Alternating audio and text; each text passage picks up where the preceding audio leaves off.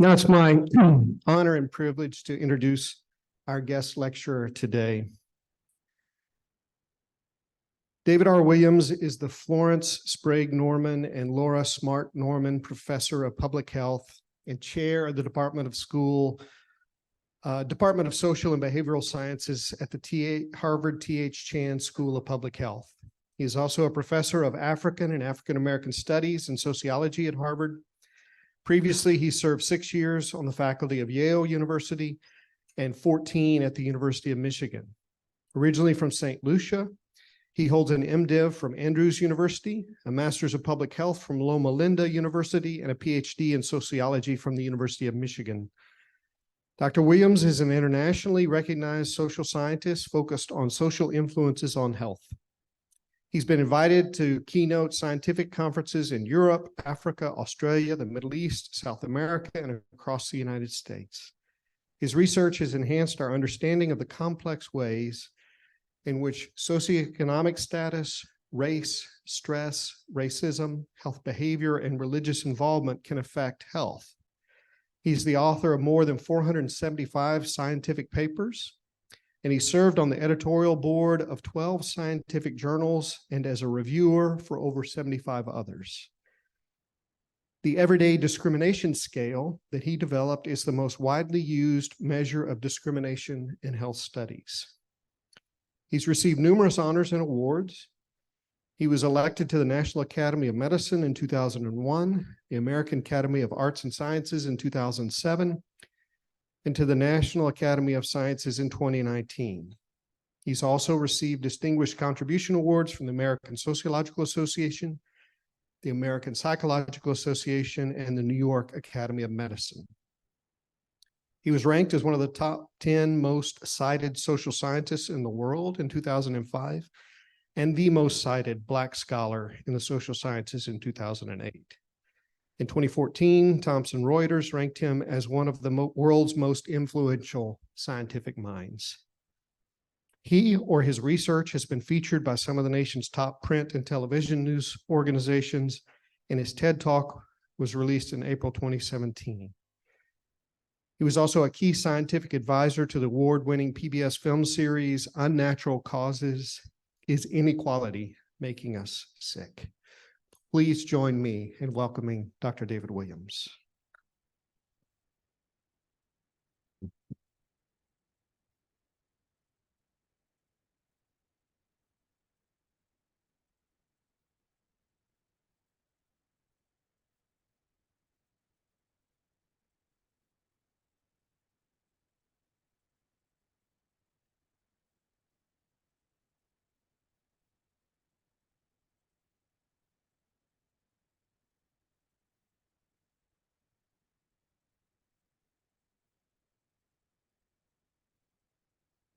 Thank you so much, Brent, for your very kind words of introduction and for the wonderful hospitality that I have experienced from you even before I got here and throughout my stay here. Thank you so much all for coming out today and for the opportunity of me to speak with you today. I think there are some disclosures to participants. I probably should take a second so you can see them. And now to my first lecture today. I'm going to talk about one area in which I have done research, religious involvement and its impact on health, and talk about both the wonderful positive findings, but also the sobering findings that give us room for pause and challenge us in terms of what we do. I want to begin with some caveats. Much of the research that I will talk about today, and much of this research on religion, spirituality, and health has been based in the US. More, I would say 90% of the work has been done in the US. However, there's growing research from other countries that finds that the patterns that we have found in the US are observed elsewhere.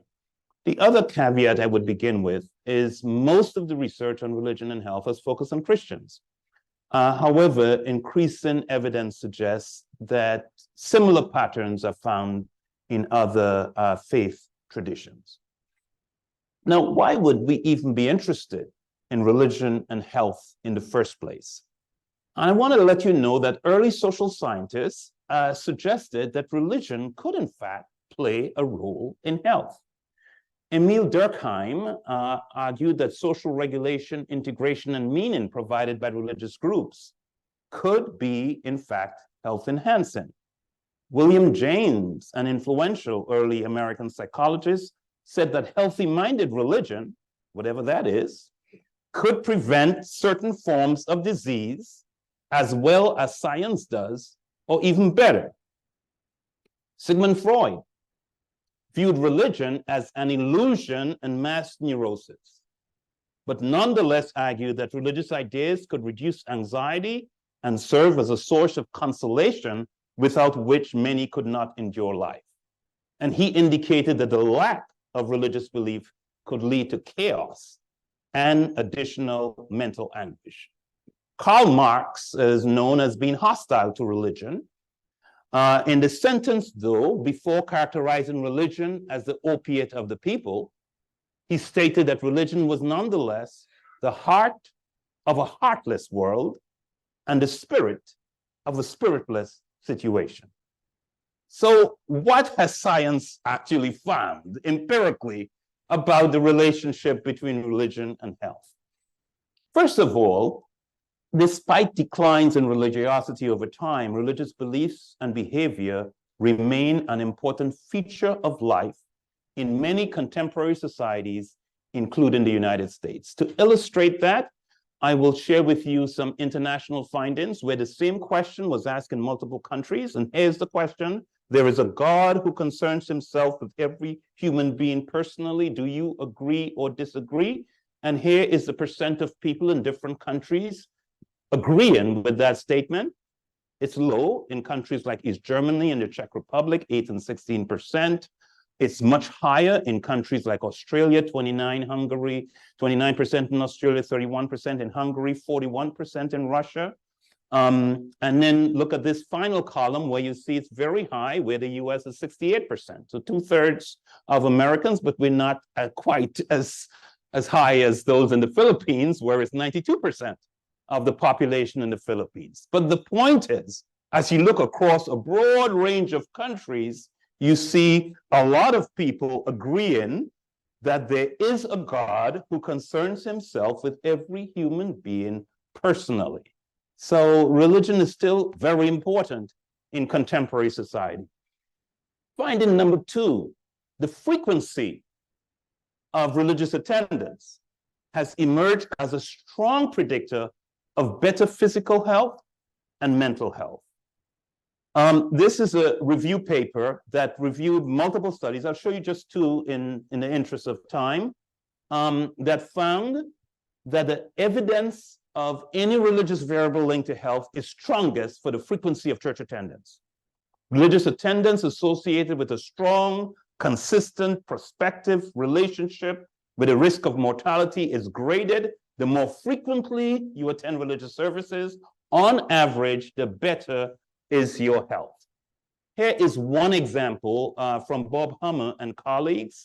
They looked at 21,000 adults, followed them over time, and they found that people who attend services have 1.9 times the risk of death, who never attend, have almost twice as high the risk of death compared to people who attend more than once a week. That's over an 8-year window. At age 20, persons who attended services weekly or more lived on average 7.5 years longer than those who never attended. And for African Americans, the difference was almost twice as large, 13.7 years longer. Here is the actual data, and you could see the life expectancy in this national study for the United States of those who never attended for whites and blacks. I'm showing you the data compared to those who attended more frequently. Huge difference in fact, life expectancy. This is Tyler Van der Wiele, one of my colleagues at Harvard University. This is a large study he did of over 75,000 nurses in the Nurses' Health Study, followed them over 20 years, and we found that attendance once a week is associated with a 33% lower risk of all-cause mortality, a 27% lower risk of cardiovascular disease mortality, 21% lower risk of cancer mortality. And there are multiple factors that drove this association. Religious people tended to have lower levels of depressive symptoms. They tended to be less likely to smoke cigarettes. They had higher levels of social support, and they were more optimistic, those who attended frequently than those who didn't. So we not only documented the pattern, but also understood some of the pathways. And Tyler Vanderweely, for those of you interested in the area of religion and health, is a scholar to pay attention to. He is probably best known for his rigorous methodological skills that he has developed, and he has brought all of that to the study of religion. So really improving the quality of the science in this space, and also focusing not just on religious involvement, but on what is called psychological flourishing. How do people really maximally enjoy life? And this is some of the methodological strengths of this study that I collaborated with him on. So I've talked about religion and mortality. Higher levels of religious engagement is also associated with better mental health. And here's a review of 17 studies that find church attendance and other religious variables are related to lower levels of anxiety in multiple populations. Higher levels of religious attendance associated with fewer symptoms of depression. So better mental health as well as better physical health. Here is research looking at religion and drug and alcohol use. And again, a review of 54 studies of religion and drug use finds higher levels of attendance, lower risk of drug use. 94% of 97 studies found religious participation associated with a reduced tendency to initiate alcohol use, or if to use alcohol, to have problems with alcohol use. So again, we are documenting really improvements in religion across a broad range of outcomes. Just to give you one other specific example of one condition that's very common in the United States, high blood pressure. A study using NHANES data, this is a large federal health study, over 14,000 people, finds that people who attend religious services frequently have lower levels of hypertension, lower levels of systolic blood pressure. This pattern remains significant after adjusting for a broad range of confounders. So I hope I've convinced you the science is clear. Frequency of religious attendance does better. Just to give you a sense of the international evidence, this is a study I collaborated on with other colleagues. We looked at a large sample of high school graduates in Trinidad and Tobago. So these are young people, typically 18, 19 years old, 4,000 plus of them, frequent attenders, less likely to think about suicide and less likely to attempt suicide. So even at a very young age, we see these positive effects. More frequent prayer, higher rating of religiousness, less likely to think about, less likely to plan suicide, compared to the non-religious Catholics and Seventh-day Adventists, less likely to think about suicide when we looked at it by religious denomination, compared to the non-religious Hindus, more likely to be treated for suicide. Trinidad has a relatively large population of Hindus and of Muslims. Okay, another finding is that religious involvement can promote health through multiple pathways. And I'm going to talk about some of the evidence of multiple pathways, reducing the negative effects of stress on health, promoting healthier behaviors, providing social ties and support, and providing meaning systems to make sense of all the challenges of life, enhancing a spirit of gratitude, and fostering forgiveness. There's evidence on all of these pathways of the ways in which religious engagement affects health. So let's first talk about the reducing the negative effects on health and of stress on health. This is the first study I published back in 1991.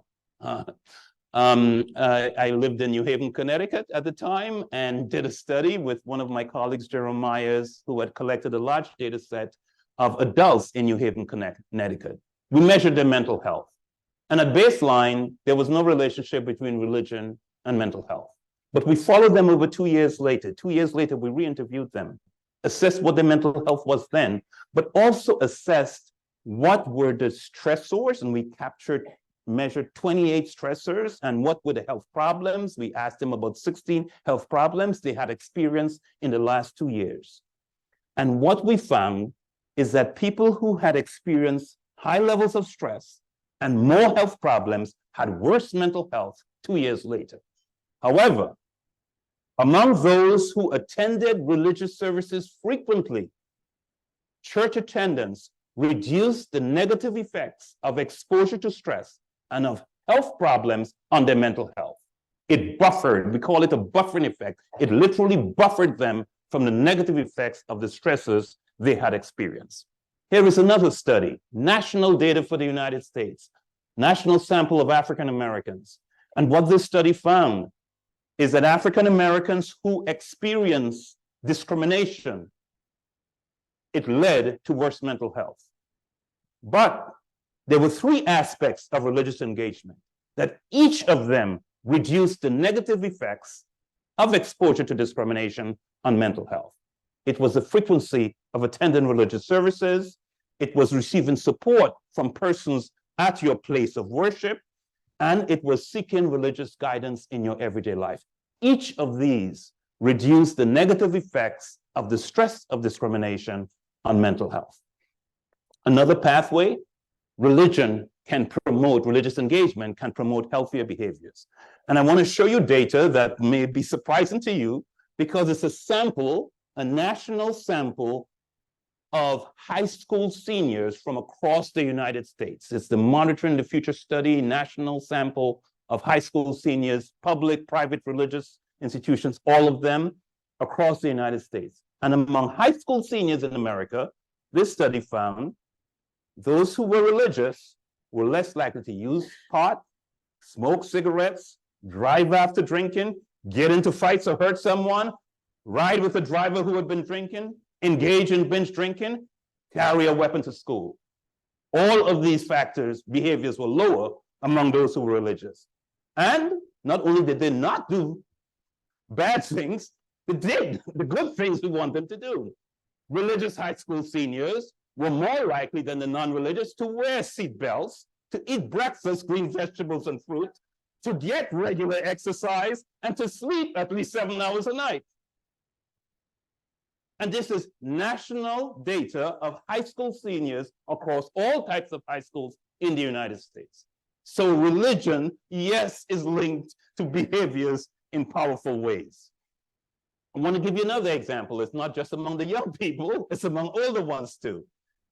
This is a study of the Alameda County study, large health study, started in 1965 with adults, over nearly 7,000 adults, aged 17 to 95 at baseline. They've been followed over time, and this study looked at the relationship between their religious engagement, frequency attendance, and their behavior looking down the road multiple years later.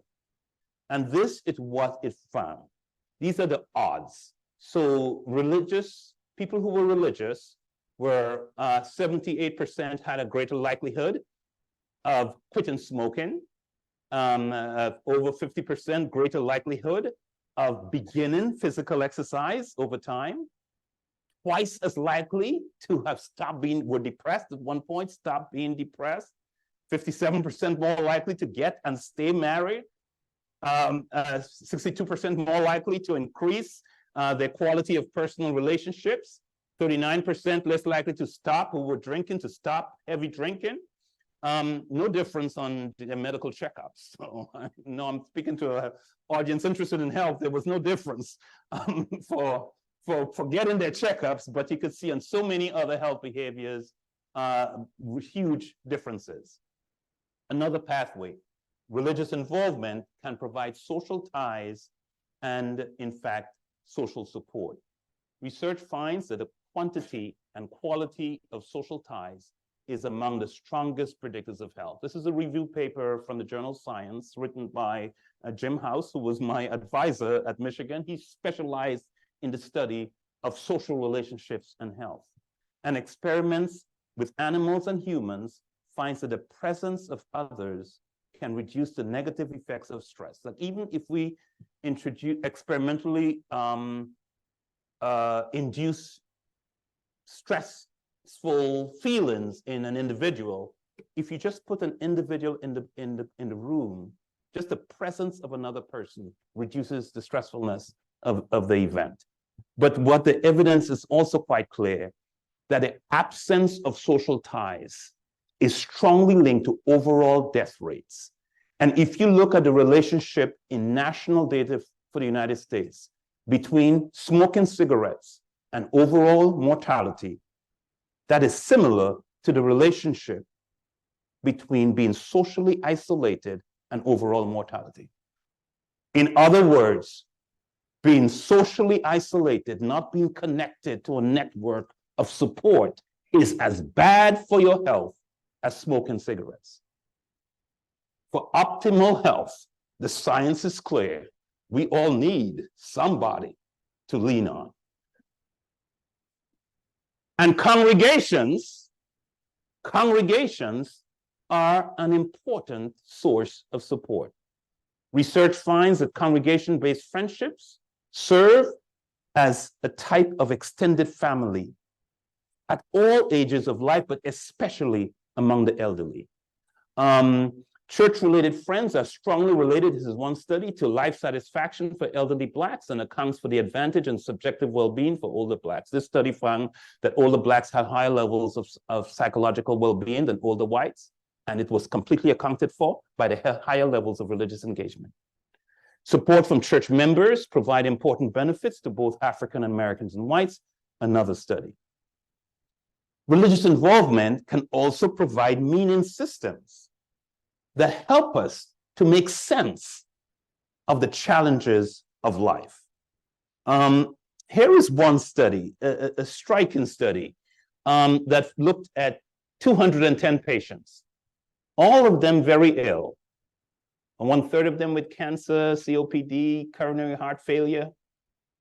But 3 subscales of the spiritual history scale, one that captured God help, that they receive support, they believe they receive support from God, that they were engaged in religious support, and they look to God to provide meaning and peace and faith.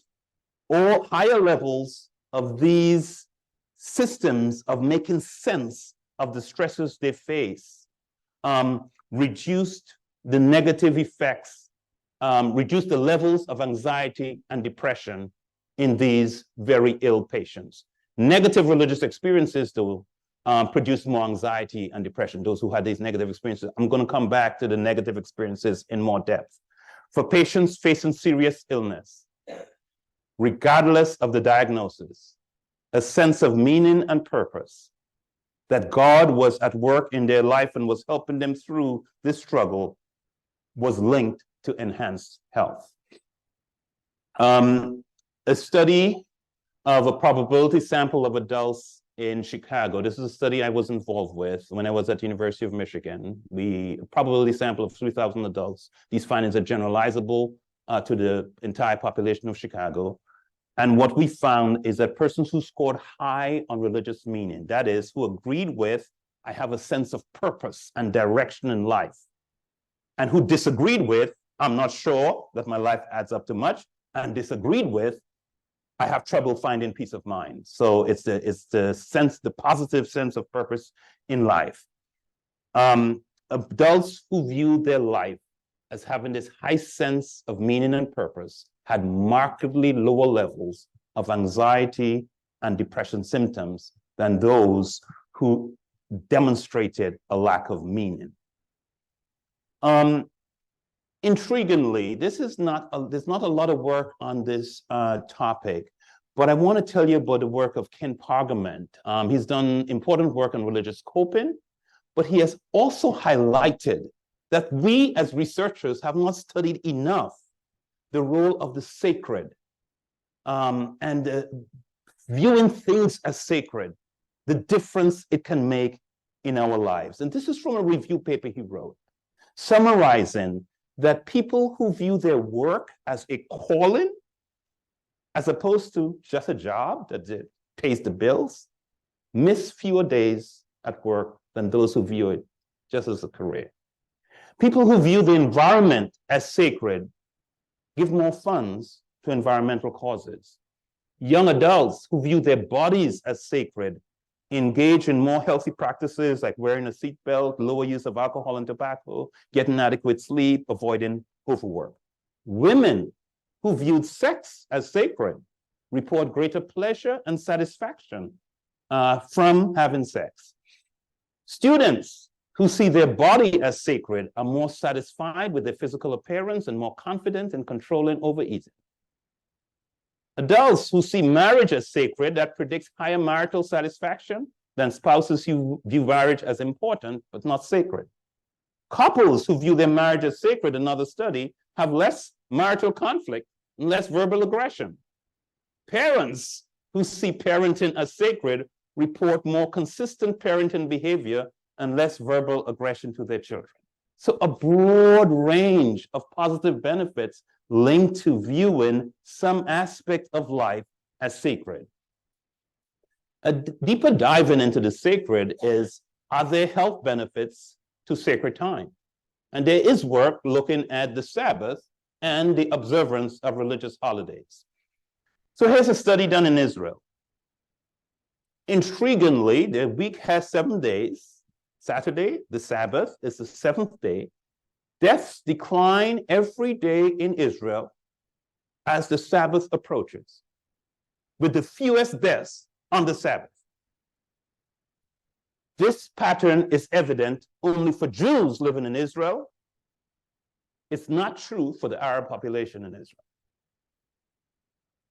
suggesting that there is something about looking towards the sacred that has consequences.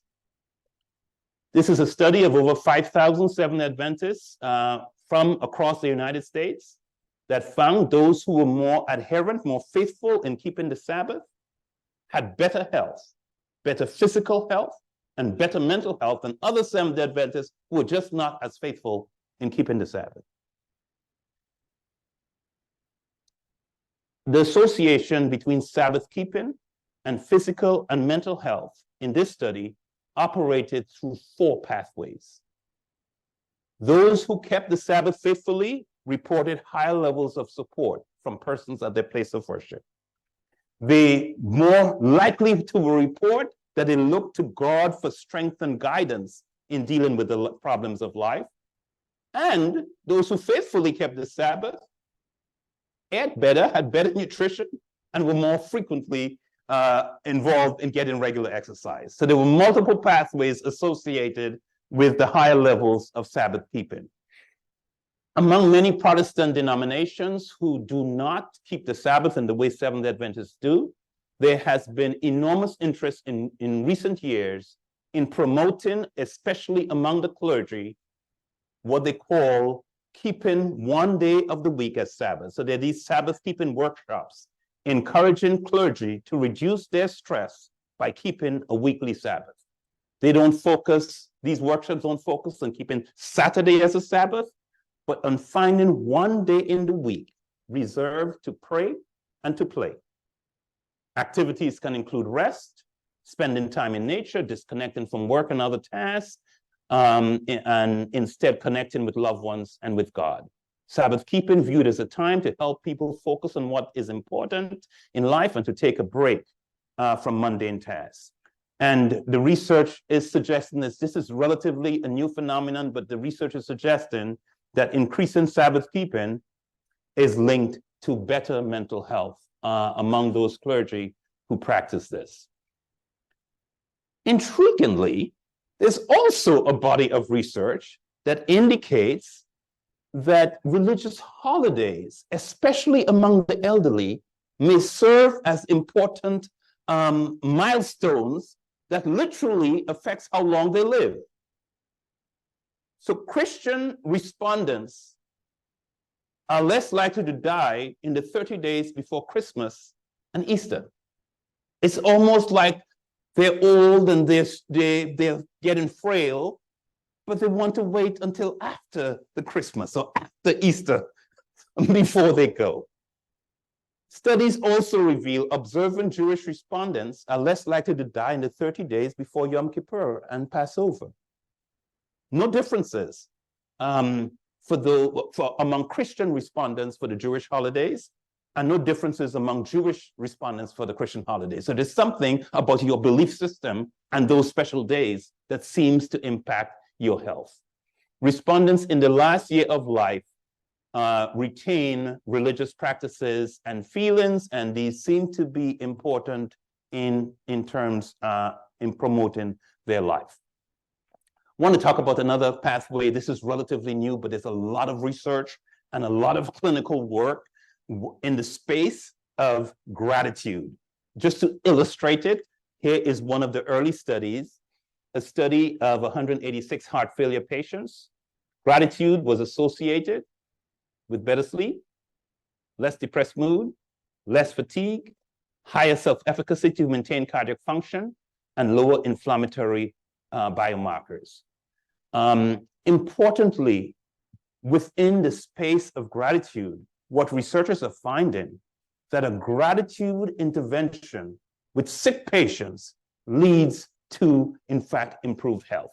Here is an example, randomized control trial, 8-week gratitude journaling intervention, 70 heart failure patients randomly assigned to journaling about gratitude for 8 weeks. And here is the instructions for the next 8 weeks. You'll be asked to record 3 things for which you are grateful for on a daily basis.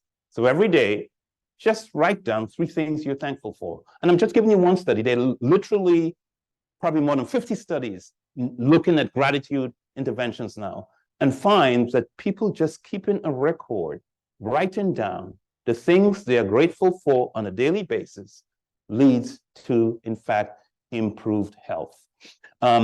Compared to the control group, these are the findings from that specific study. The patients who completed the gratitude journal had improved trait gratitude scores, so they became more thankful in general, reduced levels of inflammation, increased parasympathetic HRV responses during gratitude journaling.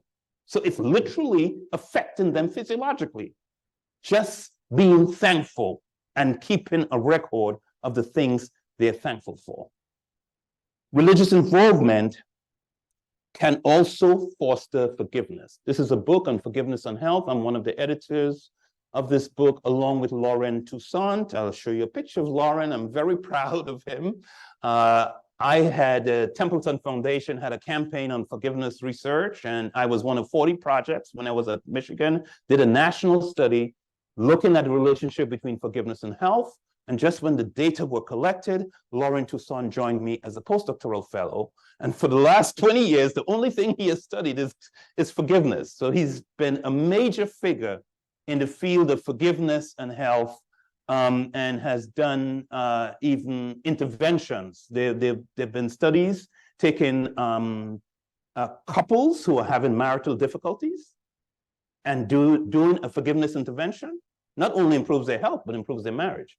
Lauren has been involved in interventions in Africa where there are groups that are having tribal and other conflict, and a forgiveness intervention improves outcomes. But just to illustrate, here's one study he did of 148 adults. Higher levels of severe stress over their lifetime predict worse mental health and physical health. That's not a surprise. Lower levels of forgiveness was linked to worse physical and mental health. However, if people were forgiven of themselves and others, forgiveness took the bad effects of stress on mental health and reduced it to virtually zero. The power of being willing to forgive oneself and others. That is, developing a forgiving response to major stressors buffers or dulls the negative effects of stress on mental health. People who are not forgiven are feeling the raw effects of stress in an unmitigated way. Here is another study that's one of our early publications from that national study. National sample of 1,400 adults, representative of the US adult population. Forgiving yourself for your own mistakes and forgiving others who hurt you brings peace of mind that leads to better sleep quality and quantity. You sleep longer and your sleep is better if you are more forgiven. Better sleep led to better health, lower psychological distress, higher life satisfaction, better physical health. Forgiving self and others reduced emotions such as anger, regret, and rumination. So the evidence is emergent of the power of forgiveness to promote psychological well-being. And isn't that one of the things, Ephesians 4:32, be kind one to another, tender-hearted, forgiving one another is a call that we have received in Scripture. How blessed is he whose transgression is forgiven, whose sin is covered, Psalm 32.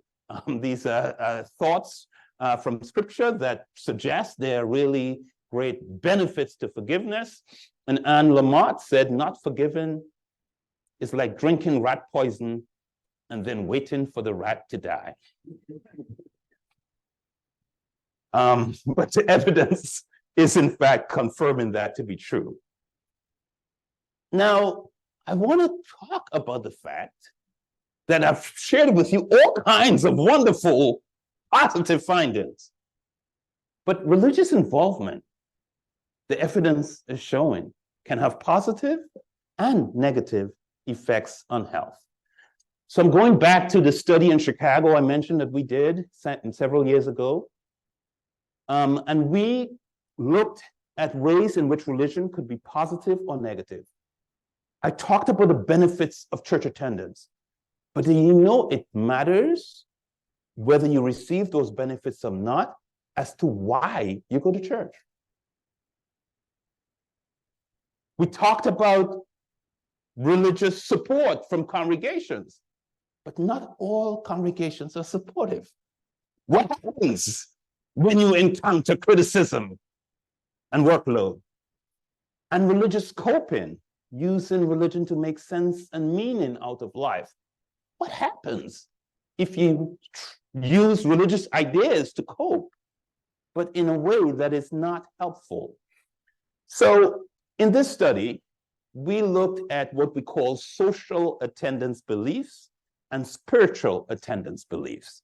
So people who said that they go to church, but because they feel accepted and understood when they're with people, and that attending religious services establishes them as a person, reputable, upright person in the community. So they're doing it not for their personal benefit, but to make a statement to others. And then there are people who attend services because their faith is renewed. That's the spiritual beliefs. I feel a sense of inner peace. I feel the presence of God when I attended service. What we found that people who attended religious services for spiritual reasons, better mental health. Those who attended for social reasons, actually, it didn't that it had no effect. It was associated with more symptoms of anxiety and depression. So there was worse mental health for people who attended services just for social benefits. Social ties can be negative or, in fact, positive.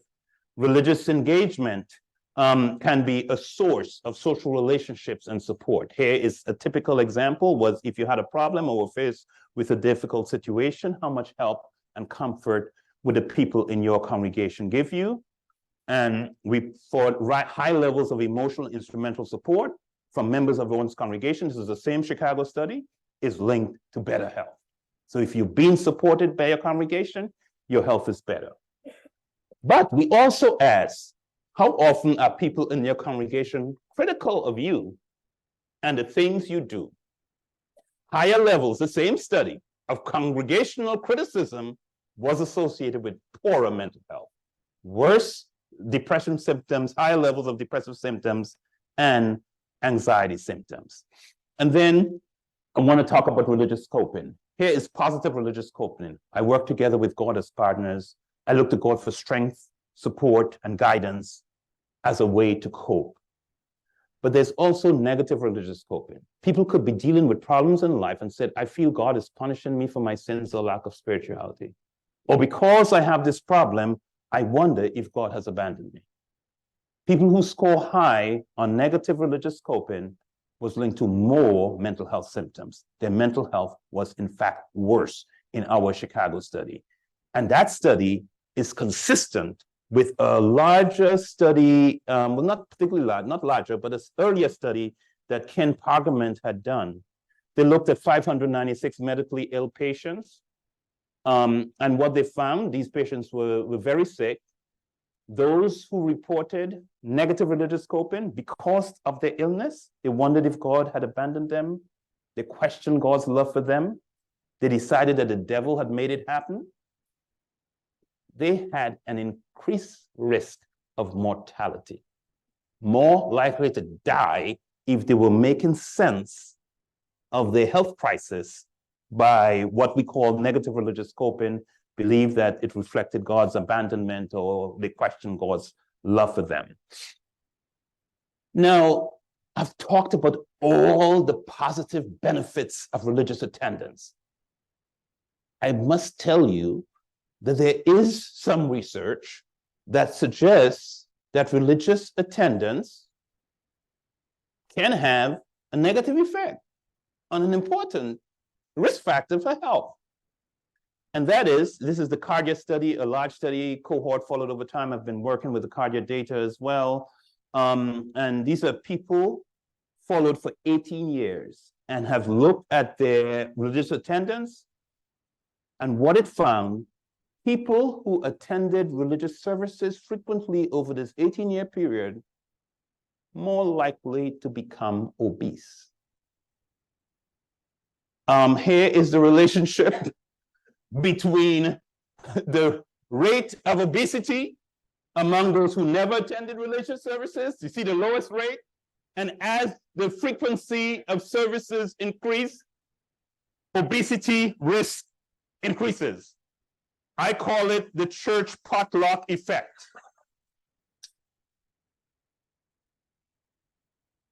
Religious gatherings often center around food and drink.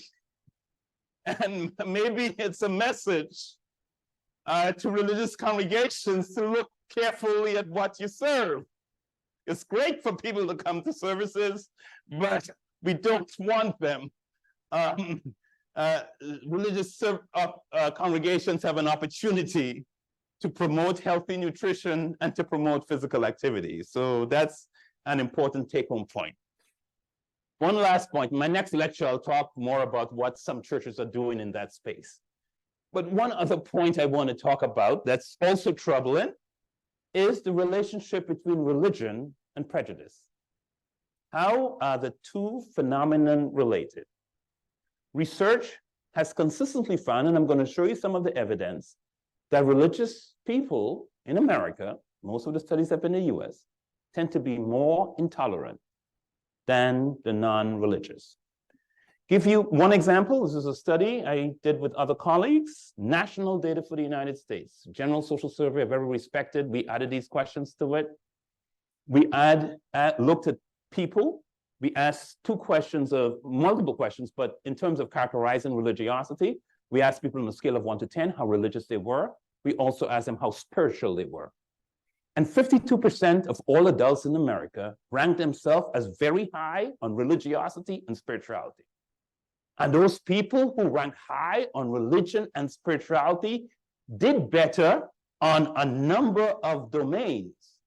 They were more likely to attend religious services frequently. They prayed more often. They reported more meditation. They read the Bible more often.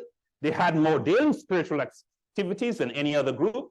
They were less distressed. So their mental health was better and less mistrusting than the religious-only group.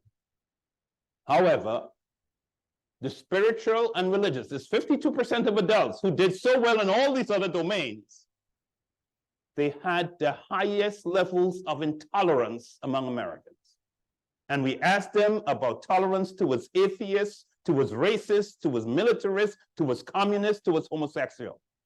And the most religious, high on religion and spirituality, and I can't overemphasize, look at all the wonderful things they're doing, praying more often, meditating more, reading the Bible more, attending services more frequently. The most intolerant people in America. 52% of the US population. It reminded me of an earlier work. This is a book published in 1973. It's a review of the relationship between religion and racial prejudice.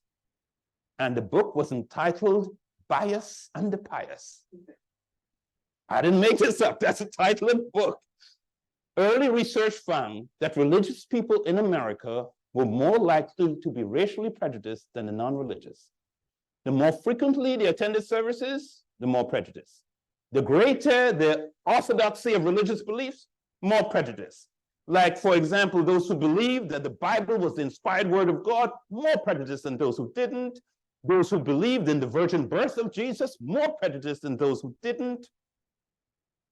Quite a striking set of findings. There is some insights about this, though.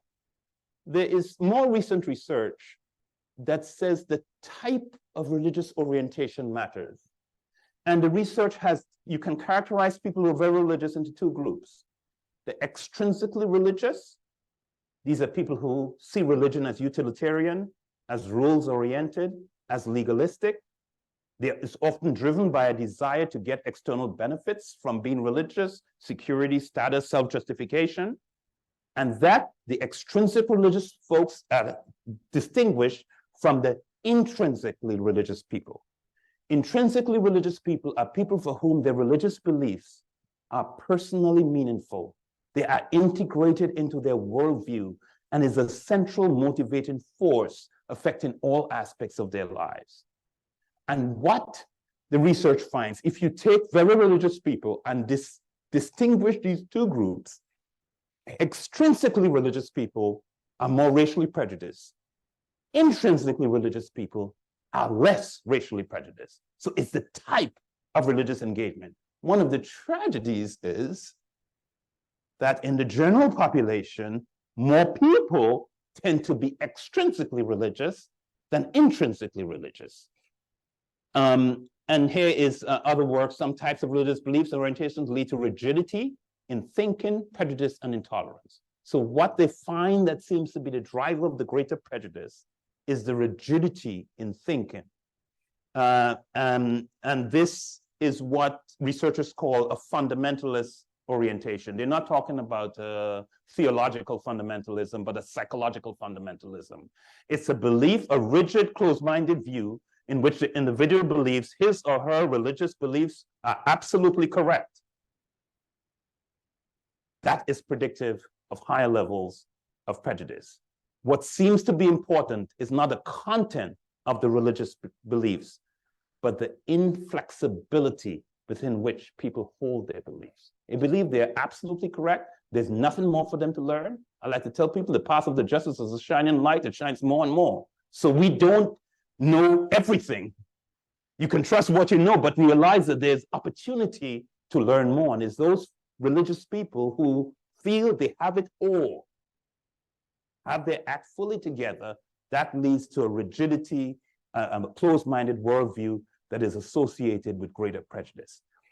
I read this book when I was in seminary, The Seven Last Words of the Church. And the seven last words are, we've never tried it that way before.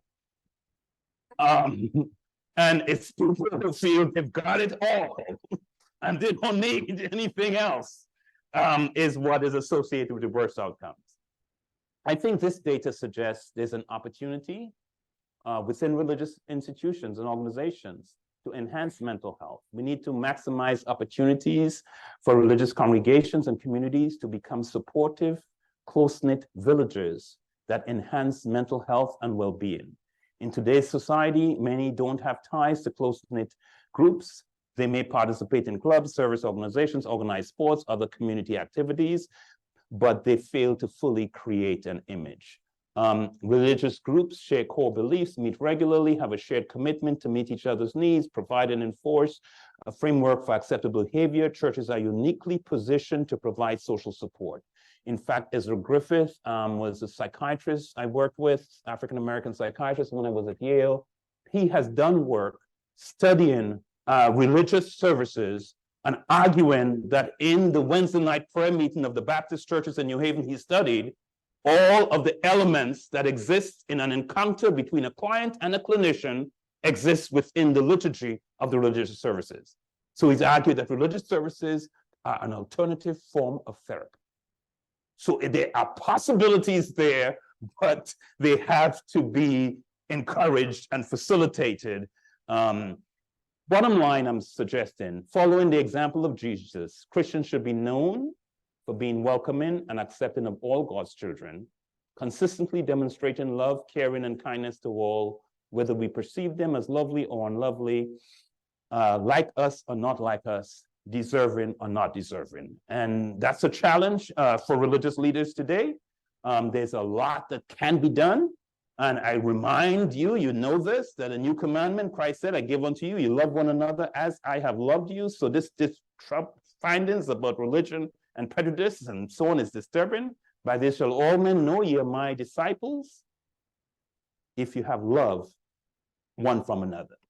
So I leave you with this promise from Isaiah 40, that the science is confirming that those who wait on the Lord will find new strength, will fly on wings, high on wings as like eagles, will walk and not grow weary, will run and not faint. Science is saying this is a possibility as a result of holding religious beliefs and practicing religious practices. Time for questions. Thank you.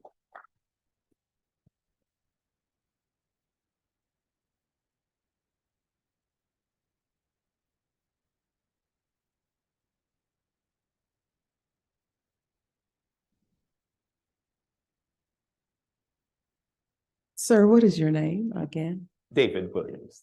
Thank you David so is fine. Good Bible name, right? Yes, very good. Thank you so much. I'm Jan Lightfoot. I'm Dr. Lightfoot. I'm a social worker, a counselor, and a chaplain. And I'm glad that you explained the religious problems with religion, because it does offer many. And I call it when religion void of morality and integrity. So I appreciate that. But I'm still challenged by the idea of forgiveness without restitution, or we call it our retribution, that continues when the offense continues. That's a really good question. I think if I just even go back to a biblical model, there is the need for restitution when harm has been done. What I was reviewing for you is research that has not focused really, it's a good question, on the big picture of forgiveness, but focus on forgiveness at the individual level. And what that research finds is that individuals who forgive themselves, that generally that is about things they have done or either themselves or their interaction with others, and those who are willing to forgive others for what others have done to them is associated with better mental health and physical health. The question you raise I think is an important one, that as a society, as a community, we are not simply looking for us to be forgiven for the harms that have been done to us, but for those who have done harm, processes of restitution are appropriate to be in place. I don't disagree with that. But I think what the evidence is clear right now is that for individuals who will forgive themselves, but also forgive others for what they've done, they don't hold it against them, they let it go. I don't think they haven't dealt with the research to date has not dealt with the larger social context of restitution. For that individual, there is improved physical and mental health. So, but your point is well taken. As a society, we certainly want to have structures and processes in place to ensure there is restitution when wrong has been done. I don't disagree with that.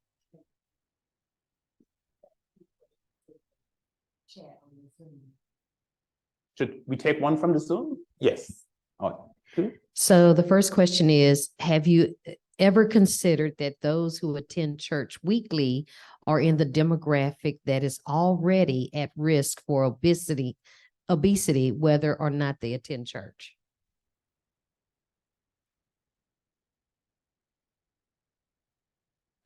That is a good question. But if you look at the data that the Sprague study from the cardiac study, this was looking at where people were at baseline. It's also, I'm just showing you the bivariate relationship, but it's adjusting for baseline characteristics. This is adjusting for demographic factors and other baseline characteristics, including health. But just over time, those who maintain higher levels of attendance did have higher obesity, were more likely. The incident is, and if you saw the difference, it isn't, if you looked at the difference, obesity increased across all groups, but the greatest increase, there was a dose-response relationship between frequency of attendance and obesity. So I think it's not just that. There is something that happens that I think I'll talk in my next talk about things that churches could do to be aware that you can be healthy in terms of what happens, both in terms of nutrition and fitness for your congregants. But it's a good question. Yes. Thank you, Dr. Griffith. I'm Deborah. Wanted to know if there is any interest in support in doing more research along these same questions in non-Christian denominations and faith groups in the United States. As I mentioned at the beginning, there is work, probably not as much that I am aware of, focused on the non-Christian groups in the US per se, but there's work looking at non-Christian groups outside of the US. And I'm finding also positive findings of greater levels of religious engagement is associated with better health. But let me put this into a broader context.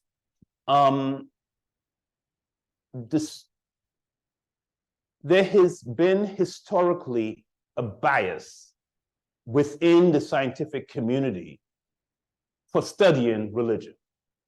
Many scientists who study health historically have not been interested in religion and find religion to be something that they are uncomfortable with. I think it's fair to say early in my career, when I did work on religion and health, some people found that somewhat strange and something they couldn't quite relate to. Why would you study that? There was an article years ago that talked about religious was academia's most outrageous blind spot. So there was a tendency among serious academics to not study this. Today, there is really much more research being done on the topic of religion and health. And I mentioned Tyler Van der Wiele as an example of a very distinguished, he's known globally for his methodological rigor and strength.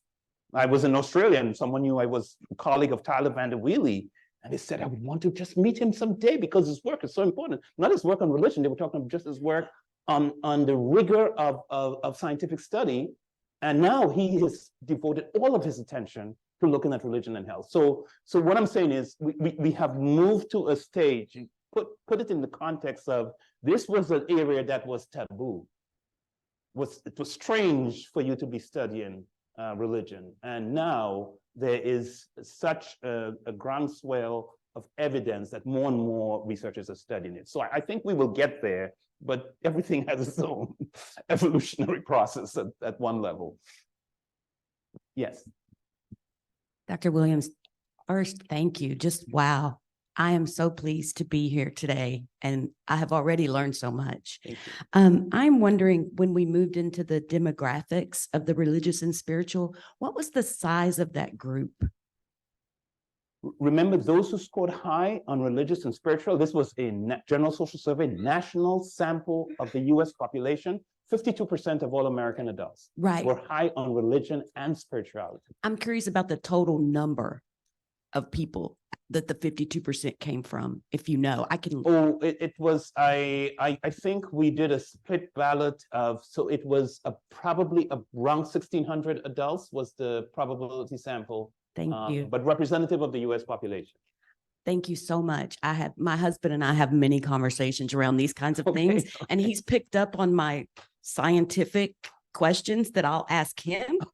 And so that's the first thing he's going to say when I share this with him today. Yeah, Thank you. I tell him it's a well done. We bought time in a national rigorous scientific study done, and we just bought time to have these questions added. Yes. Thank you, Dr. Williams. Really appreciate the whole presentation. I was intrigued by your differentiation between intrinsic religion Yes. and extrinsic Yes. religiosity, and intrinsic and extrinsic religiosity, especially with regard to prejudices. It seems to me that might be a really rich, just that differentiation might be a rich field for study. And Yes. I'm wondering if you're aware of other work that may have been done fleshing out some of the differences between mental health and other effects of those two forms of religiosity. Sure. Good point. First point, I didn't make the distinction. I was drawing on the research. I don't want to take credit for it. It's a wonderful thing, but I want to take credit only for that which I've done. So it's work done by other scholars who have identified this intrinsic, extrinsic dimension in religion. I would make just a global point. The intrinsic, extrinsic dimension is, especially in social psychology, is applied to multiple other constructs as well. But you are absolutely correct. It's relatively new. I haven't seen a lot of work in the area, but what they find is that you can look at people who are religious and the type of their religiosity predicts the outcomes. So you find the intrinsically religious people less prejudiced, the extrinsically religious people more prejudiced. Although if you just look on the surface, both of them were attending religious services frequently. But the nature of what religion means to them, and it's kind of the lens through which they use their religion to deal with life. They're intrinsically religious. Remember, these are people for whom religion, their religious values and beliefs guide everything they do. The extrinsic people, this is a badge of honor I wear to show people who I am, and I'm a good person, and I am. It's a very different, they're using religion for their purposes as opposed to using it as a framework that makes sense of how they see life and navigate life. So it's a good point, and it's certainly an area where much more work could be done. Okay, we've got another Zoom question. It is, what is the difference between religion and relationship? What is the difference between religion and relationship? That is a great question, but I think when we talk about religion, we talk about someone having beliefs, behavior related to some power greater than themselves, whereas relationship is a much broader term that does not necessarily have anything to do with religion, but just has to do with how you relate to another person, another thing. You can use relationship in very many broad ways. So I'm not sure if the person was trying to get at something deeper, but the two things, relationship, I have a relationship with my spouse, with my child. I have a relationship with my coworkers. That's a relationship. I associate with them. Whereas religion is really thinking of beliefs, behavior with regard to something greater than yourself, something more broad. So I'm thinking I'm missing something from the question, but yes. I think I don't like dichotomies for training, but that's a sermon piece that's supposed to be important. And so I think it's a misunderstanding of the two because you need both. All right, at the back. I wanted to ask a question about the impact of this, as you mentioned earlier, groundswell of evidence showing the impact of religion, spirituality, or understanding the sacred in how healthcare is being provided. So are we seeing that now that maybe perhaps in the past, there was this disconnect between patients that had spirituality in their care, and now are we seeing people, even on the healthcare side, integrating or understanding the significance of faith in healthcare? That's a really good question. I don't think I'm the most competent person to answer it. I think have you had Tracy Balboni here? Yes, I think Tracy Balboni is an example of a colleague of mine at one of the Harvard affiliated hospitals in Harvard Medical School. He and his spouse, they do work looking at religious involvement and how that works within the healthcare context itself. I have not done any research on religious involvement within the healthcare context. So I would think someone like Tracy would be the person who has been on Bowles lecture. Are the lectures archived? 2020 Bowles would be a good person to answer that in terms of change over time. My comments about how religion was perceived was more in the research sense of the academics who are doing research on psychosocial factors in health. And religion is a relevant factor that's so important in the lives of so many Americans. But I think the statement that it was academia's most outrageous blind spot was quite accurate. It just didn't pay attention to it. And I think it really, from my experience with being at elite academic institutions for the last several years, is that for many who study, many researchers, religion is just an uncomfortable topic that they can't relate to. And so they stay away from it. And I do think that is changing, where more and more research and more young scholars are really looking at this is an important dimension of life and we need to study it and better understand it. And think of the potential positive and negative effects that it can have and maximize the positive. Good morning, Dr. Williams. My name is Michael. My question is, practiced religions give people an identity, a purpose, and rituals within everyday life. My question is, why have politics in America taken a fundamentalist religious fervor? In the last 25 years, it has taken on the same exclusion, prejudice, and inflexibility as any fundamentalism has in any world religion. You have asked $1 million question. I wish I knew the answer. No, but you're right. You're absolutely correct. I do think that there is a certain extrinsic and fundamentalist orientation in terms of much of the political discourse in the United States right now, that you have accepted a set of truths and your mind is closed to anything else as fake news or misinformation.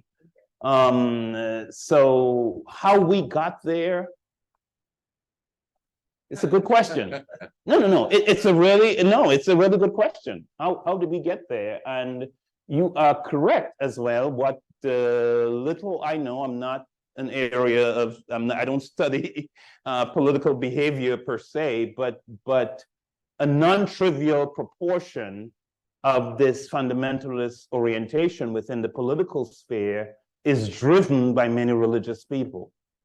So that is certainly not an intrinsic religious orientation where the religious beliefs are guiding it, but they have bought a package of beliefs that they are very rigid in holding it. And I wish I had the answer. I struggle with what's happening in this country myself, and I don't know that I have the answers to how they got there.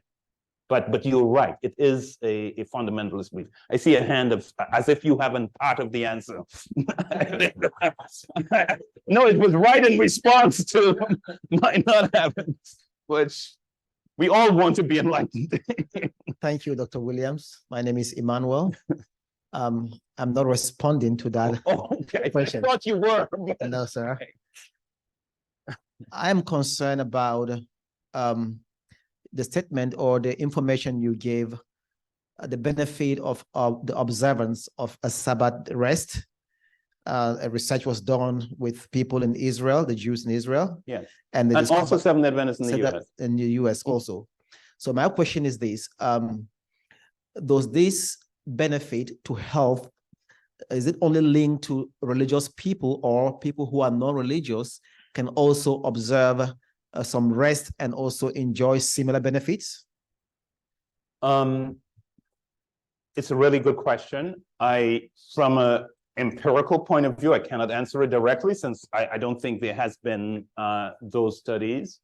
But I think the movement I mentioned, and I was drawing on a paper describing this movement within Protestant religion, especially among the clergy in the United States in general, that is promoting a Sabbath rest, not necessarily in the way that Jews or Seventh Day Adventists think of the Sabbath as a specific day of the week that is dedicated sacred time, but as taken once a week, a day to pray and to play, a day for relaxation, time with family, and so on, but also for your own personal meditation and spiritual enrichment.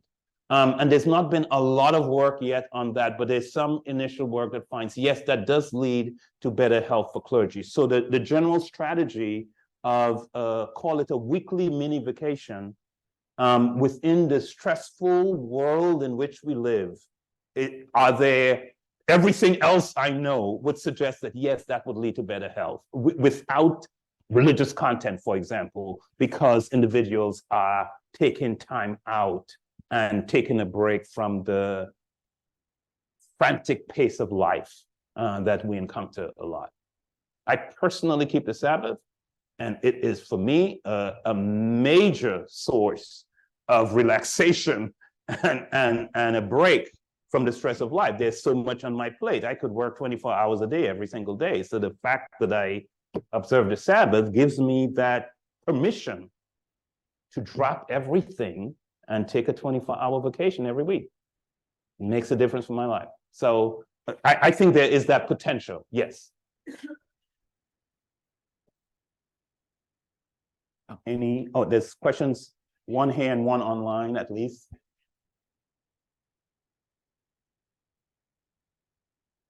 Okay, the next one is, thank you for the outstanding presentation of research and review so necessary to chaplaincy.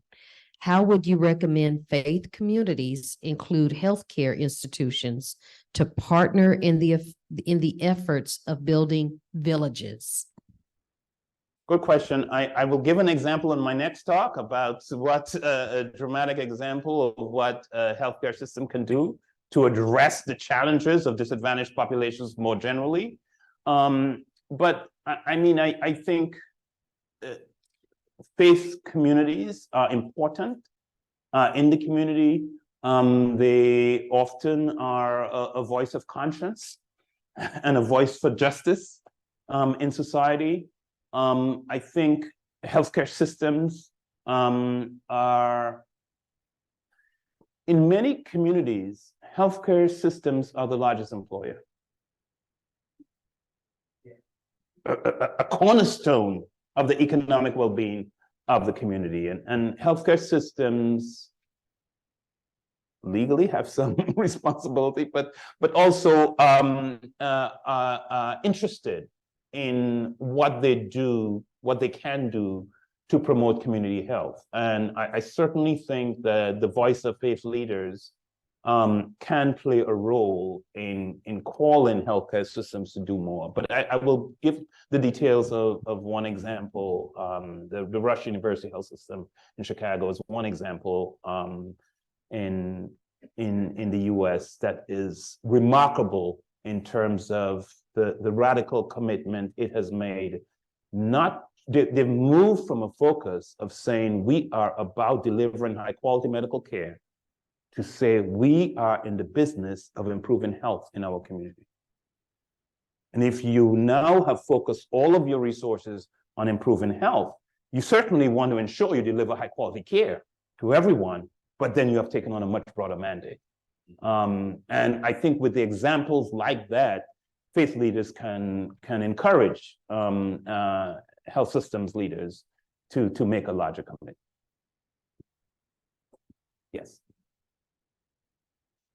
My name is Vitalis. Thank you for your presentation. Are you aware of a study or a set of studies based on religious abuse and its impact on overall well-being? When you say religious abuse, so there is some research on domestic violence, and there are some religious people, historically men, who have used religion as a rationale to engage in domestic violence. So there's research on that topic, for example. But I'm not sure how broad or how narrow you were asking the question. We can talk about religious abuse such as intolerance. Okay. People who face intolerance because of perhaps their orientation. Do you know any study that is based on that? And if you do, what is the impact? What is the result on the overall well-being of these people? Okay, good question. So I give you an example of one study using national data that I conducted with colleagues, where we found that people who were, especially those, I showed the data, those who were high on, reported themselves to be high on religiosity and spirituality, and they prayed more often, and they attended services more frequently, and they read the Bible more often, but they were the single most intolerant group in the United States of America, across multiple dimensions of intolerance, race, LGBT, communists. You know, it was just across the board, they were more intolerant. We honestly haven't done anything more with that finding per se. We did the research, we published the paper. We have not done more with that finding. We have not, for example, designed interventions to see how can we reduce the intolerance and raise awareness levels of clergy that this is a problem and its consequences. So, and the larger body of work I drew on, this book looking at the bias and the pious, summarized, it was published in 1973, and it summarized more than 25 years of research in America, that religious people tended to be more racially prejudiced than the non-religious. And the more religious you were on multiple dimensions, the more prejudiced you were. So it's a sobering thought for us. Again, it points to, which is exactly the phenomenon, the other question, that some people can hold their religious beliefs with a certain fundamentalism, with a certain rigidity, where you luckily miss the point of what it means to be religious and what are the values that need to be central to guide your life, as opposed to taking this dogmatic approach that this systems of beliefs then drive you in every domain of life. Is consequential. I think it's a huge problem, especially in the light of the question about our political context in America right now, and the extent to which I think one driver of it, not the only one by any means, but one subset of people who are taking very polarized political views, are very religious people. So it places a challenge before us. I don't think the research itself provides the answers, to be honest with you, as to what we do. It tells us the alternative that seems to work just fine, that people who can be very religious, but intrinsically religious, with their religious beliefs, they understand their beliefs. It's not just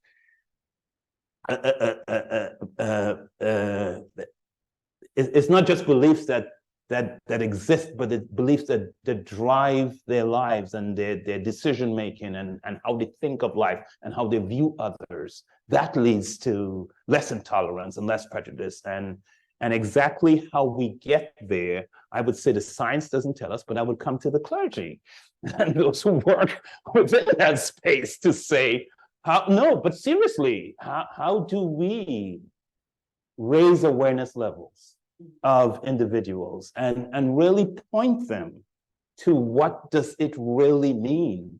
Most Americans are Christians. What does it, but it can be applied to other faith traditions. What does it really mean? That's why I ended on some passages of scripture. By this shall all men know you be my disciples, if you're rigid in your orientation, if you have love one for another. Do you see what I'm saying? So it's really helping religious people to understand what the essence of being religious really means and what is called for if you're going to be true to the following of the teachings of your religious tradition. Yes. There's more questions online? Okay, then we'll go to the online. Just to add to what you said, because when I did my PhD dissertation, I did a study on the interaction amongst three major religious groups in Africa: Islam, Christianity, and African traditional religions.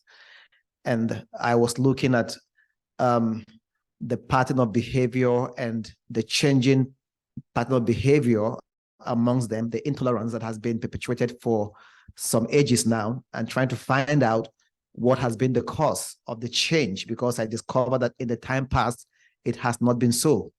And one thing I realized was that when the element of power and control comes in, then it brings this attitude of intolerance. And the same thing exists even in the religious gatherings or churches, because I pastor a church here in Houston, and I have seen that play out also among my congregants. When someone wants to control and exercise authority over another, insisting that they must share the same worldview as I do. And if I am in a position that I can insist for that to take place, I exercise that authority, that intolerance plays out. And just as you said, it has to do with being aware of yourself as a human being and knowing your limitation when it comes to issues of religion, because it matters of conscience.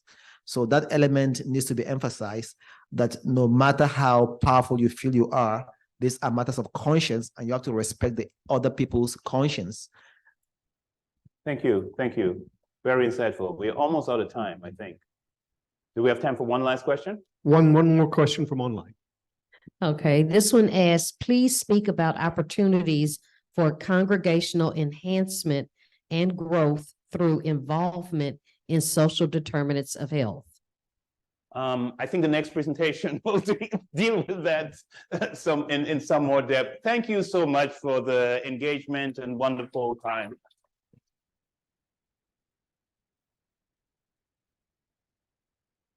That's a great question and largely frames the focus of Dr. Williams' second presentation. So those of you who are here present, we have refreshments for you down the hall in conference rooms A and B. Go out the doors and to your right. Those of you online, as well as in person, we will resume at 10:30 a.m.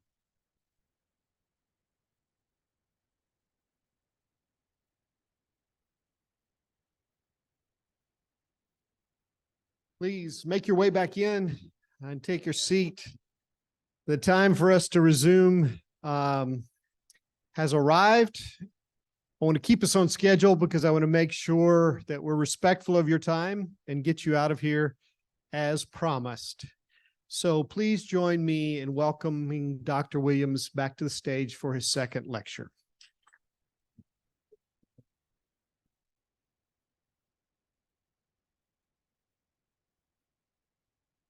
All right, good to continue the wonderful conversation we've been having.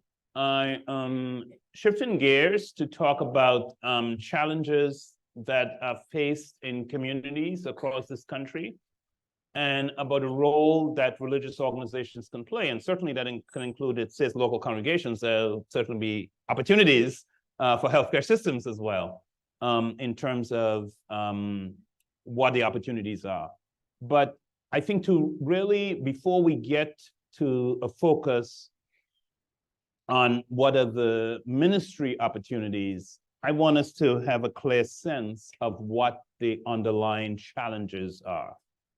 And so I'll begin by pointing out some of the health challenges that exist in the United States and elsewhere. There are large racial, ethnic differences in health. Here is just one example of these differences. Infant mortality, one of the most widely used indicators of overall health in international comparisons. And here's data for 2018. And they're typically reported infant mortality rates, the deaths per 1,000 live births. And you could see African Americans, Native Hawaiians, and other Pacific Islanders, American Indians, and Alaska Natives in particular have markedly elevated rates of infant mortality compared to the white and Asian population. I think the Latino population, the data is reported only in general, only for Latinos overall.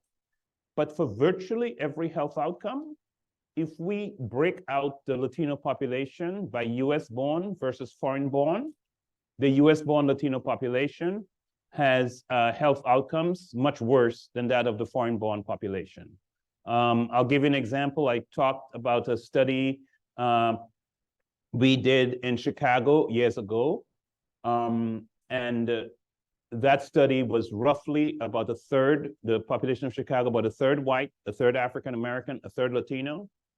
For almost everything we've looked at, if we separate Latinos by US-born versus foreign-born, US-born Latinos have an outcome profile similar to that of African-Americans. Foreign-born Latinos have an outcome profile similar to that of whites. And that is a more general pattern with immigrants. Immigrants of all racial ethnic groups tend to have better health than their native-born counterparts. But with increasing length of stay and generational status, the health of immigrants declines. So that's just a global phenomenon to keep in mind. And I think when you look at the Latino population, that is very dramatically true. I just want to give you a sense that the pattern in the US is not unique. It's true in other countries where we have data. So just to make that point, I'm showing you data for the United Kingdom, England and Wales. And you could see infant mortality rates. And you can see the white British, that's the white British citizens. White other is immigrant whites in England. And you could see the Pakistani, blacks from Africa, Bangladeshi, blacks from the Caribbean, Indians, all have elevated rates of infant mortality. So my point is I have data from multiple countries in Latin America and elsewhere to show you it's a pattern. Race matters profoundly for health in every society where we have data. I want to put this into perspective, racial inequities in health. So I want to begin by telling you about tragedy number one, a large loss of life. This was Malaysia Airlines Flight 370 in 2014 that disappeared. And there was a massive search for this airline. And I want to talk about the investment that was made by the society. 239 passengers were on board. But it was a massive international search that lasted 3 years. In the first month, 19 ships were deployed, 345 sorties by military aircraft, sonar searches underwater. The underwater searches alone cost $155 million. So the US and the world responded to this crisis of 239 people dying prematurely. But I'm talking about racial disparities in health. Here is a paper from 2023, this year, from JAMA, Journal of the American Medical Association. And they calculate excess deaths. Excess deaths in this paper is a number of Black people who die every year who wouldn't die if the health of Blacks and whites were the same. Between 1999 and 2020, 1.6 million excess deaths among Blacks. But let's break it down. Annually, 74,000 Black people die each year who would not have died if there were no racial inequities in health. And let's break it down to a daily basis. 203 Black people die every single day in America who wouldn't die if there were no racial inequities in health.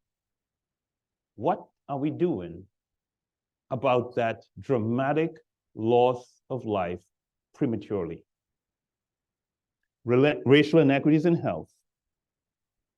Over 200 Black people dying too soon every single day. And these racial inequities in health are persistent over time. This is life expectancy, a measure of how long the average person lives for Blacks and whites from 1950 to 2020. Look at me for the data 1950 to 2010. And there is some good news in the data. In 1950, the average white person lived about 8 years longer than the average African American. And the good news in the data is life expectancy for both African Americans and whites have increased every decade from 1950 through 2010. And the gap has been reduced in 2010. There's a 4-year gap. So it was an 8-year gap in 1950. There's a 4-year gap in 2010. But these differences are quite large. Look at the life expectancy of whites, 69.1 years on average. And let's ask, how long did it take for Black people in America to catch up to the health that whites had in 1950, using life expectancy as an overall indicator of health? 40 years, 1990, 69 before African Americans experienced the health that whites had in 1950. And you can see what happened to both African Americans and whites in 2020. You could see a decline in life expectancy. That's the impact of COVID. Life expectancy declined in the US in 2019 as a result of COVID, a 3-year decline for Latino males and African American males, a 2-year decline for African American females and Latinas, and a 1-year decline for white males and females. So there was across the board, there was a life expectancy decline, the likes of which occurred in 2019 that we have not seen since the 1940s. That's the impact of COVID. COVID has a huge impact on overall health in America. Martin Luther King, a clergy, said, of all the forms of inequality, injustice in health is the most shocking and most inhumane because it often results in physical death. So I want to talk to you about this injustice in health, how this came to be, and what on earth we can do about it. So how do we make sense of these large racial inequities in health?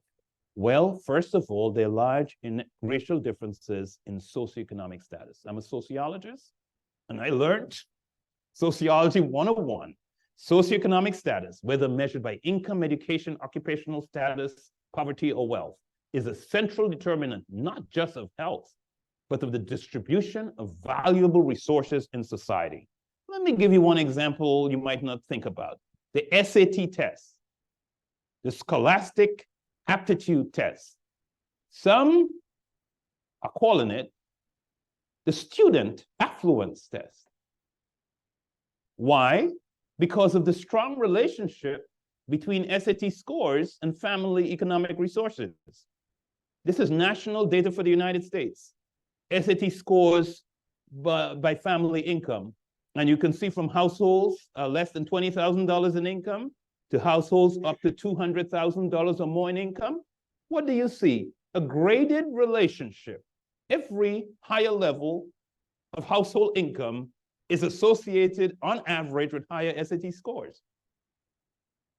That's a profound conversation we could have. What are the scores really capturing, and how should we use it? What's true of SAT scores is also true of health. An example of a paper we did years ago, looking at life expectancy at age 25 in America in general, by income levels. When we look at the poor, the near poor, that's the persons who have household incomes twice the poverty level, middle income, more than twice the poverty level, up to 4 times the poverty level, high income, 4 times or more the poverty level. every higher level of household income is associated with longer life expectancy. And I'm just showing you the life expectancy. That's true for virtually every health outcome you look at in the United States and in every country of the world. People of high levels of income, education, occupational status have better health. And there are striking racial differences in socioeconomic status. Let me give you two examples. This is poverty. Here are the poverty thresholds in 2021, just to show you the poverty levels are really low. So if you're a one-person household, if your income is less than 13,000, if it's up to 4 people in the household, it's 26,400 or less is what we say people are poor. That's what the poverty thresholds are in the US. And here is poverty and race in 2020 in the United States. And you can see the highest rate of poverty is among Native Americans. Almost 23% of Native American households are poor. Next comes African-American households, about 1 in 5, about 20% are poor. Next come Latino households, just behind that, 17% are poor. Then comes white households, 8.2%, Asian households, 8.1%. It's really, really important to realize that when we look at the percentage poor, that's the proportion within a particular population, you must not confuse that with the numeric number of poor people. The largest group of poor people in America are white people. 15.9 million white people are poor. That's almost twice the number of Black people who are poor, which is 8.5 million. The proportion of Blacks in poverty are higher, but the largest number of poor people are in fact whites. Then the next largest number is the Hispanic population, 10.4 million. Then the Black population, and you can see the Asian population, Native American population. So it's important to keep those two statistics that people sometimes confuse in mind. Let me give you another income indicator, median household income. I'm showing you the data for 2018. But those are the actual numbers. Median, by the way, you know what median is? It's the midpoint, which means half of the population earns more, half of the population earns less. But I just want to translate that in a way you can't miss the point. So I'm standardizing on the household income of whites as $1. I'm showing you the same data on the prior slide, but just you can't miss the point this way. For every $1 of household income white households receive, Asian households receive $1.23. Couple caveats to keep in mind. Asian households are more likely to be multi-generational than any other racial ethnic group. So there are more people contributing to household income. So if I had a per capita or per person measure of income, whites would have the highest income.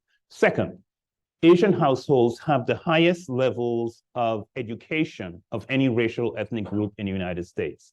Almost 2/3 of Asians in the United States are immigrants, and they've come to the United States in general with high levels of education. So Asian households have almost twice the level of college graduates as the white population, for example. So that's another factor to keep in mind. But let's look at the historically disadvantaged, which is a third factor. For all of the groups, we must recognize what we like to call in science heterogeneity within those populations. So I'm showing you the Asian population with the highest level of household income in the United States. Do you know there are subgroups of Asians, the Hmong, the Laotian, Cambodian, have lower levels of income than African Americans? So all the groups with Black, Latino, Asian, white, there is variation within that, and you be aware of that. Oftentimes the data is not broken down by the subgroups, but we must keep in mind that they're the subgroups. But look at the data. For every $1 of household income that white households receive, Latino households receive 73 cents, and African American and Native American households receive 59 cents. Do you know what is stunning about the 59 cents figure for Blacks? 59 cents to the dollar in 2018? That's identical to the Black-white gap in income in 1978. You heard me correct. I did not misspeak. 1978 was the peak year of the narrowing of the Black-white gap in income as a result of the anti-poverty policies of the 60s and 70s, the war on poverty, and the civil rights policies of the 60s and 70s, and the gap was reduced to 59 cents. And in 2018, it's 59 cents. Has it been stuck at 59 cents all this time? No. It got worse throughout the decade of the 1980s. Reaganomics was not good to the Black community. And it was not until 1996, in the Clinton administration, it got back up to 59 cents, and it's a penny. An important take-home point. The inequities that exist by race are larger than most Americans think, and we have made much less progress than most Americans think.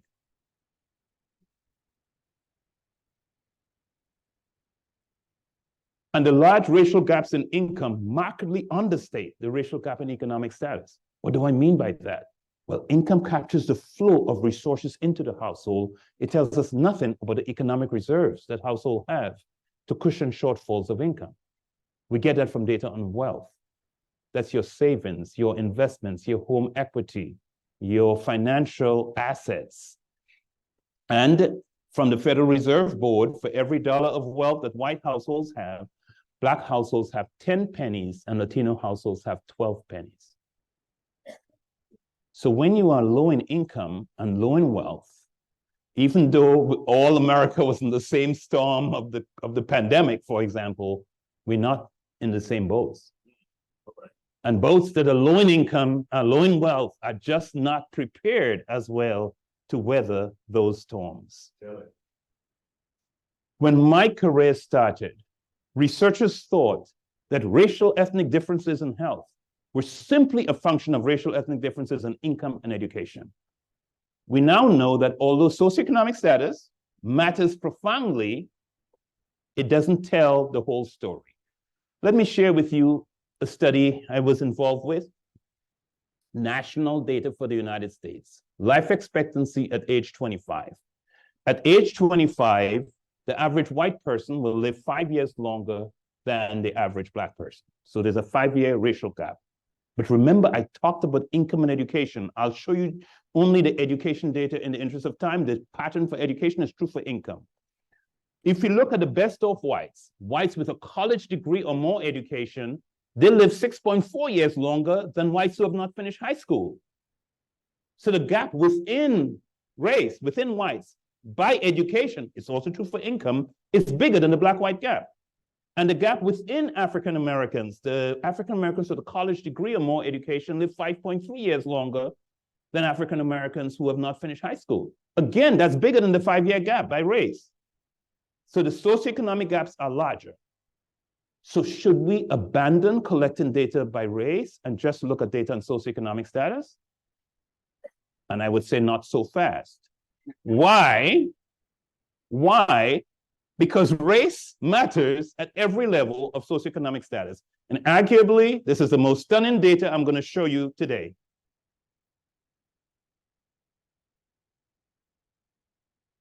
White high school dropouts, remember, this is national data for the US. White high school dropouts live 3.1 years longer than Black high school dropouts. And the best of African Americans, those with a college degree or more education, in national data for the United States, have lower life expectancy than whites with a college degree, lower life expectancy than whites with some college education, lower life expectancy than whites who have graduated from high school. So what do these data tell us? They tell us there is something about income and education that matters for your health, regardless about your race. But they also tell us there's something else about race that matters, even after we've taken income and education into account. Remember, those African Americans with a college degree are the best off among Blacks, living over 5 years longer than those who've not finished high school. But look at how they're doing compared to whites with similar levels of education and whites with lower levels of education. So why does race still matter after we've taken income and education into account? And researchers have been asking in the last 20, 25 years, could racism be a critical missing piece of the puzzle to understand the racial ethnic differences in health? And the evidence suggests that racism and racial discrimination are alive and well, pervasive and thriving in America, and that racism has dramatic negative effects on physical and mental health, and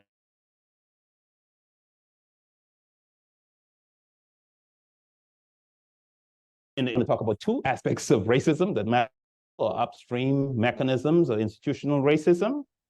This is a paper I wrote back in 2001, where I argued with one of my former students that residential segregation was a fundamental cause of racial disparities in health. And what do I mean by residential segregation? Those policies that determined in the United States where you could live based on your race. And John Sell was a historian at Duke University. He wrote a book about the origins of segregation in the US South and South Africa. He actually showed that the framers of apartheid in South Africa in the early 20th century got the idea of apartheid by looking at how well residential segregation was working in the United States. Did you know that? Apartheid in South Africa is a US export. By the way, I don't know if you know, Hitler got his ideas of race science, he said, from the American eugenics movement. So we have exported some things. I just want you to be aware of that. Okay, Sell argued that residential segregation was one of the single most successful domestic policies of the 20th century in the United States. And you say, but what does segregation have to do with anything? It's a historic policy. Well, the structures put in place still exist today, and I'm going to show you some evidence of that. But this is how you have to think of segregation. Think of segregation as a burglar at midnight. Once it slips into a community, valuables disappear. Things like quality schools and safe playgrounds and access to good jobs and a healthy environment and access to safe housing and high quality transportation and access to medical care. Research reveals that all of these desirable resources vary in the United States by where you live, vary by your zip code, vary by your neighborhood. And it didn't just happen, it reflects the successful implementation of policies. But don't take my word for it. I want to show you the findings. William Julius Wilson and Robert Sampson are two of America's most eminent sociologists. Bill Wilson recently retired from Harvard. Rob Sampson is still there. They studied the 171 largest cities in America and said there's not even one city where whites live under equal conditions to those of blacks. And here is a stunning statement from their review paper. The worst urban context in which whites reside is considerably better than the average context of black communities. That is access to opportunity produced by residential segregation. Let me give you, if you were paying attention, that's a 1995 study. So you say, well, how have things gotten better? So I want to share with you Professor Dolores Acevedo Garcia's work. She was a colleague of mine at Harvard. She's now at Brandeis. She has created an amazing resource called the Neighborhood Opportunity Index. And she has ranked every neighborhood, every census tract in America, every county in America is ranked on 29 different indicators of access to opportunity for kids. Things like the quality of the schools, the high school graduation rates, the employment rate, the median household income, home ownership rate, unemployment, the quality of the environment, air, water, soil, pollution, hazardous waste sites, access to resources for health like green space, healthy food outlets. What is listed here is the 5 domains and some examples of the indicators, but there are 29 different indicators under these 5 categories. And by the way, the Childhood Opportunity Index, any study you do, you can link, there's a website, you can go to it and link the census tract to the conditions of that census tract, and you can link that to the data sets that you use. Dolores Acevedo Garcia's work, amazing. So this is a paper that was, remember, I showed 1995 data, this is now 2020 data. The 100 largest metropolitan areas in the US. She asked, which children live in very low and low opportunity neighborhoods in 2020? 67% of all Black children, 58% of all Latino kids, 53% of all Native American kids, compared to 1 in 5 white and Asian kids, live in very low and low opportunity neighborhoods. Or let's look at the opposite end. Who lives in high and very high opportunity neighborhoods? Almost 2/3 of all white and Asian kids, compared to 1 in 5 Black and Latino kids. So access to opportunity in America varies dramatically by where you live, and that's a legacy of segregation. And how does that matter? I want to share with you two studies from two Harvard economists. The first one by David Cutler. He was the Dean of Social Sciences at Harvard when I got there. He's still one of America's most prominent economists, using national data for the United States, using fancy econometric models I cannot even fully describe, with very rigorous analyses. Using national data for the US, he shows that if you statistically could eliminate residential segregation, you would completely erase Black-white differences in income, in education, and in unemployment, and reduce racial differences in single motherhood by 2/3. All of those striking differences are linked to opportunity at a neighborhood level. One more study, one more Harvard economist, Rash Chetty. Rash Chetty has done an amazing intergenerational analysis. He got access to all US Census data from 1989 to 2015. And he said, let me look at Black and white children who begin life at the same level of household income. Comparing only families that are in the same level of household income. And the question he asked is, how are the children doing in the next generation? And he finds that Black boys, adjusting for household income, have lower income than white boys in 99% of census tracts in America. Why? They're not working hard enough? No. Why? They're lazy? No. They live in neighborhoods that differ in access to opportunity. Black boys do as well as white boys if they're neighborhoods with good resources, but few of them have that experience in America. What do these data tell us? That the racial, ethnic inequities and socioeconomic status that matter for life and health do not reflect a broken system. No, they reflect a carefully crafted system, functioning as planned, successfully implementing social policies, many of which are rooted in racism. The inequities we see are not random events, are not accidents, are not acts of God. They illustrate the extent to which racism, through an upstream mechanism that's beneath the radar screen, politician is talking about residential segregation, has produced a truly rigged system in the United States. And segregation has consequences. It leads to higher levels of exposure to a broad range of stressors. This is the study I mentioned before in the earlier talk that we did in Chicago, probability sample of the city of Chicago. Blacks and US-born Latinos had higher levels of stress, of major life events, higher levels of financial stress, higher levels of work stress, higher levels of relationship stress, higher levels of neighborhood stress, plus higher levels of discrimination. And in research that we did, we found that dose-response relationship between each higher level of stress and worse physical and mental health. And that's linked to where they live. Segregation is also a central driver of the elevated rates of violent crime and some homicide. I'm joined here in the work of Robert Sampson. He was at the University of Chicago, now at Harvard. And this is a study he started when he was at the University of Chicago using national data in the United States. Why, and it answers the question, why is there higher levels of crime and homicide in Black communities? The source, residential segregation. His research shows, and I'm summarizing this in one slide, but there's a whole book on this topic. His research shows that higher levels of residential segregation leads to lack of access to jobs and higher male employment and underemployment. In neighborhoods where you have lack of access to jobs and high male unemployment and unemployment, you have high rates of out-of-wedlock births, high rates of female-headed households, and the concentration of urban poverty. Where you have high rates of female-headed households, you have lower supervision of adolescent males.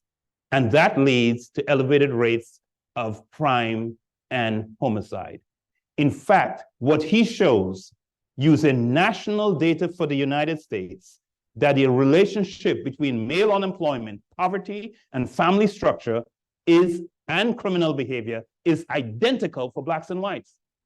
The same processes work exactly the same way for Blacks and whites. Why is it crime and male unemployment and homicide is high in Black communities? Because they are more exposed to those conditions. Those conditions are more common, but the relationship, these associations predict exactly the same. He concluded racial differences in adolescent risk behavior are driven by racial inequities at the neighborhood level in the availability of jobs, concentrated poverty, opportunities for marriage, and family structure. Empirical evidence, rigorous scientific research. I'm talking about the problem. And how do we address the challenges of family structure?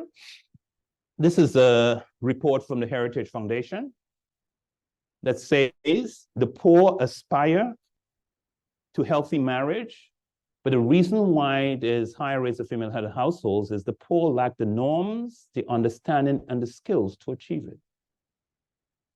And therefore, the Heritage Foundation suggests that government should provide information that will help people to form and maintain healthy marriages and delay childbearing until they are married and economically stable. So the Heritage Foundation is suggesting that the solution to the problem of high rates of female-headed households is seminars and workshops to give people information about the facts. What does research tell us? I'm drawing on a 1980 paper and a 1993 paper.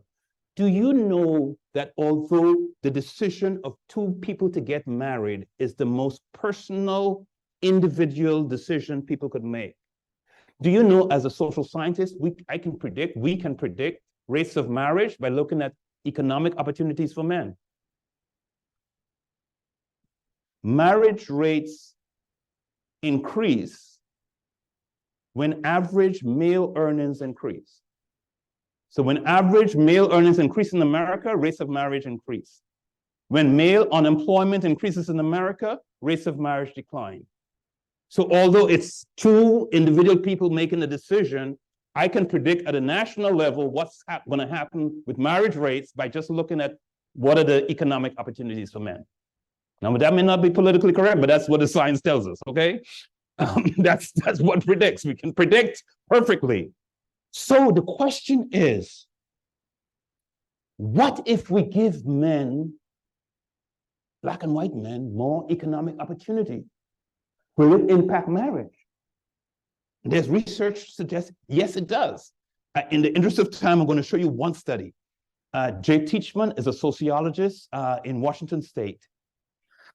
And what he did, he looked at what's the impact of enlistment in the military of young men on marriage rates. You enter the military, you get a good stable job, you got good benefits, family housing, daycare centers, school-age activity centers.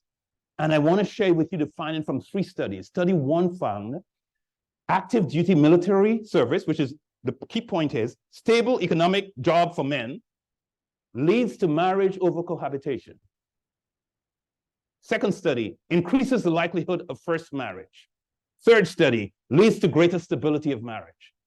And all of these effects were true for Black men and white men, but stronger for Blacks than for whites. So improving economic opportunity for males is a strategy that increases marriage rates. So I've talked about structural upstream mechanisms showing how it has produced these problems. I just want to touch base briefly on individual discrimination as another way in which racism affects health, experiences of discrimination, an added source of toxic stress. Martin Luther King said in 1967, discrimination is a hellhound that gnaws at Negroes in every waking moment of their lives, declaring that the lie of their inferiority is accepted as a truth in the society dominating them. In my introduction, it was mentioned that I've developed measures to capture discrimination. That's probably what I'm best known for around the world. One of the measures is the Everyday Discrimination Scale. It doesn't capture all aspects of discrimination, just the little indignities, being treated with less courtesy and respect than others, receiving poor service than others at restaurants or stores, people acting as if they think you are not smart, or if they think you are dishonest, or if they are better than you are, or as if they're afraid of you, just little indignities. One of my doctoral students doing a doctoral thesis, one of her papers looked at the impact of the everyday discrimination scale 3 years ago. At that time, there were 460 papers from around the world using the everyday discrimination scale, finding discrimination predicts poor health in every society where it has been looked at. Because it doesn't only capture, at the end of this 9 questions, we asked, what do you think was the main reason? But it doesn't matter whether you say it was your age, your race, your sex, your sexual orientation, your religion.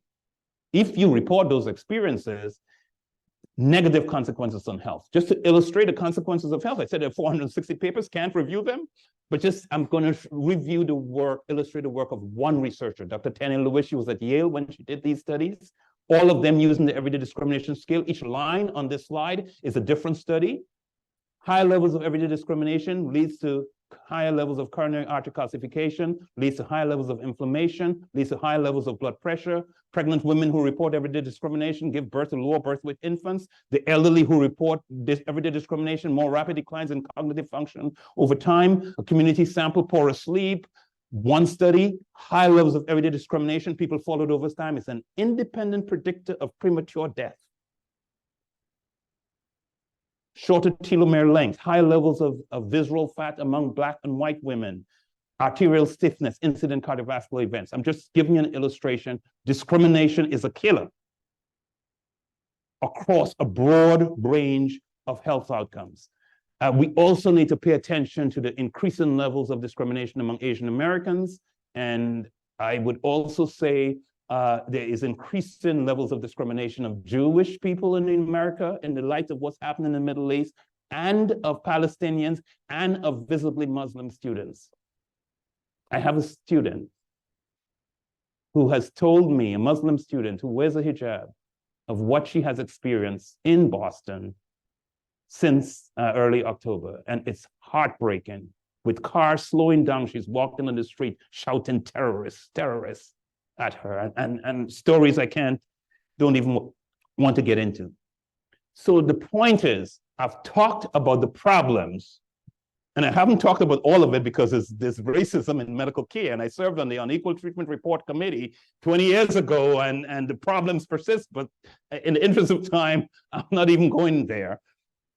What is contemporary Christianity doing about these issues of socioeconomic inequalities and racial ethnic inequities in health? I want to show you some data. I showed you data up front about the lack of progress on the income gap. Here is national data in 2021. % of Americans agreeing that the US has made great progress in achieving true racial equity. And you can see a lot of Americans think 46% of whites, 49% of multiracial, 31% of African Americans, 42% of Latinos, 41% of other races think we have made great progress. Percent agreeing that the US has made great progress by religious groups. 54% of white evangelical Protestants, 51% of white mainline Protestants, 48% of white Catholics, 29% of Black Protestants believe we have made great progress.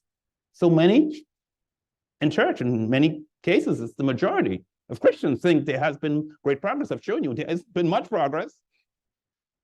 What's holding us back? What are the problems we have to address?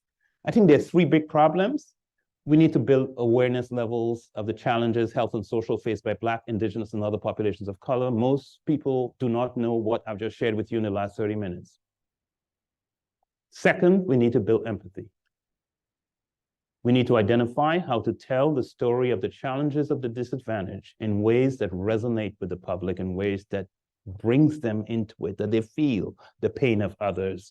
And with empathy and positive emotions, those are critical determinants of the third thing we need to do is develop political will, where Americans will say, this is unacceptable in our society, unacceptable in our country. We have to do something about it.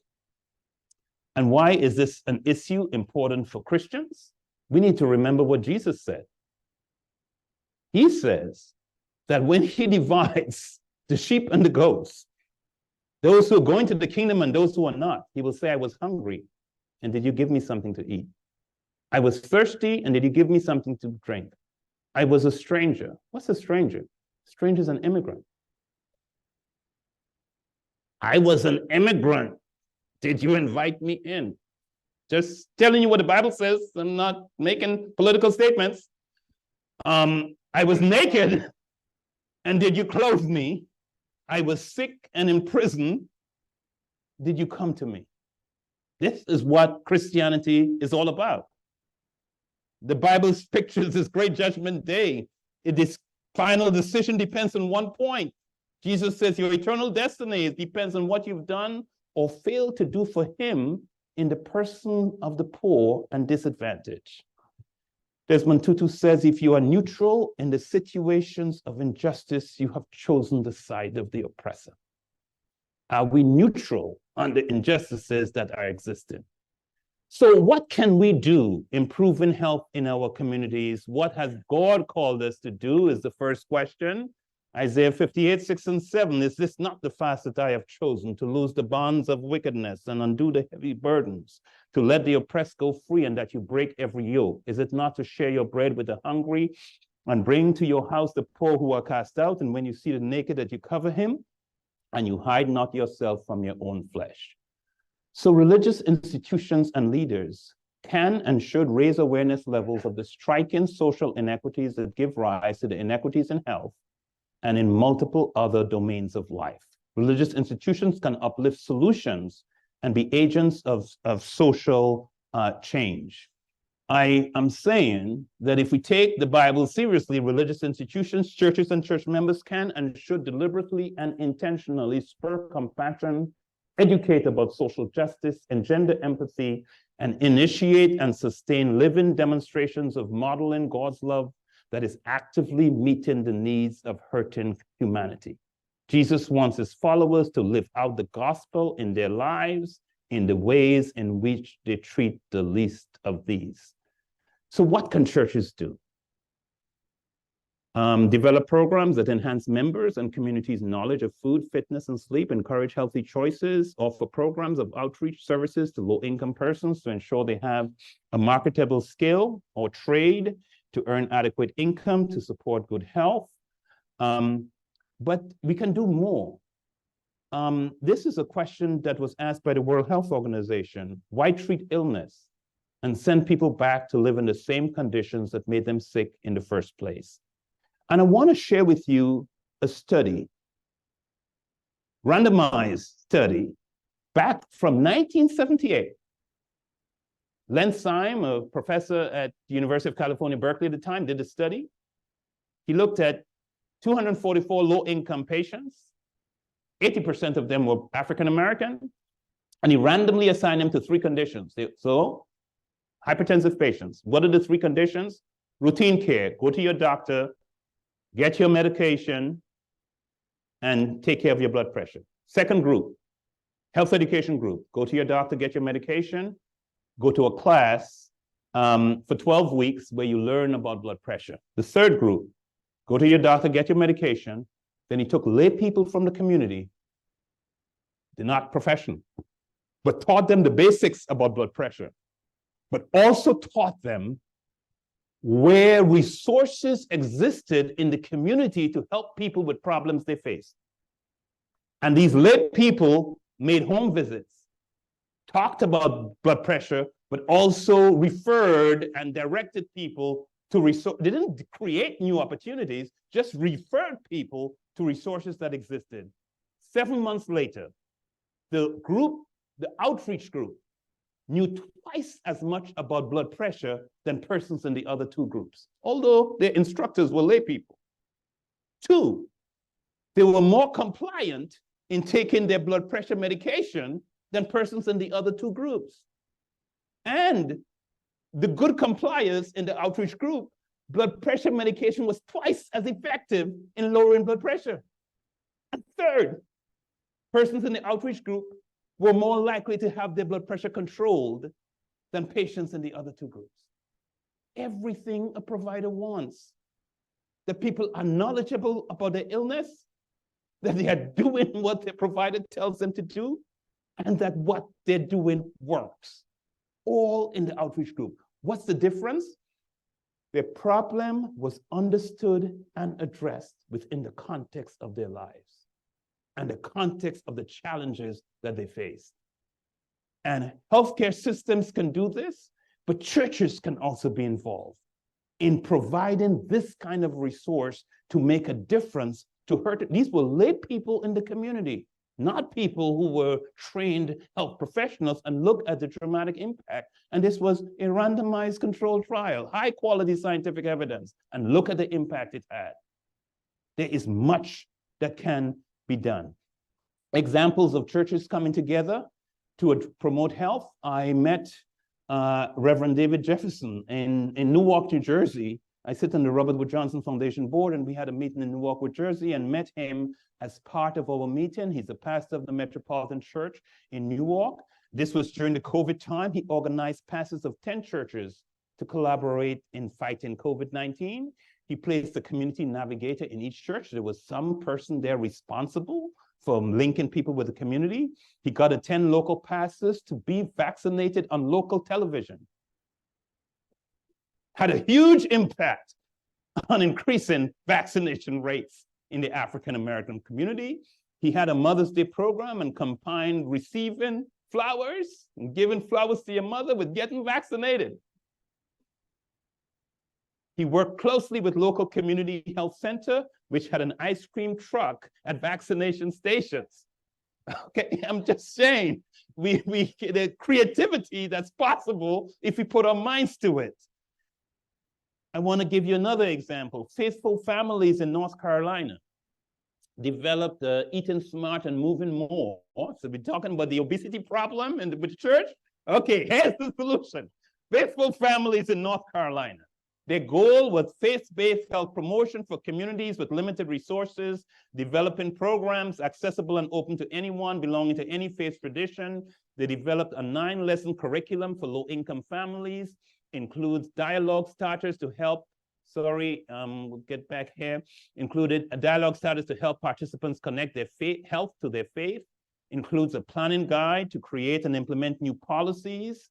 So they also did with environmental changes, including planting community gardens, marking out walking routes, deciding to build physical activity into events, including events at the church, to serve water and fruit and vegetable at church events. What you serve at the church potluck, remember I talked about that this morning? And they got 45 faith communities across North Carolina to join this alliance. Faith communities made 170 plus policy and environmental changes. The most common to serve water and healthy options like fruits and vegetables at all meetings and events.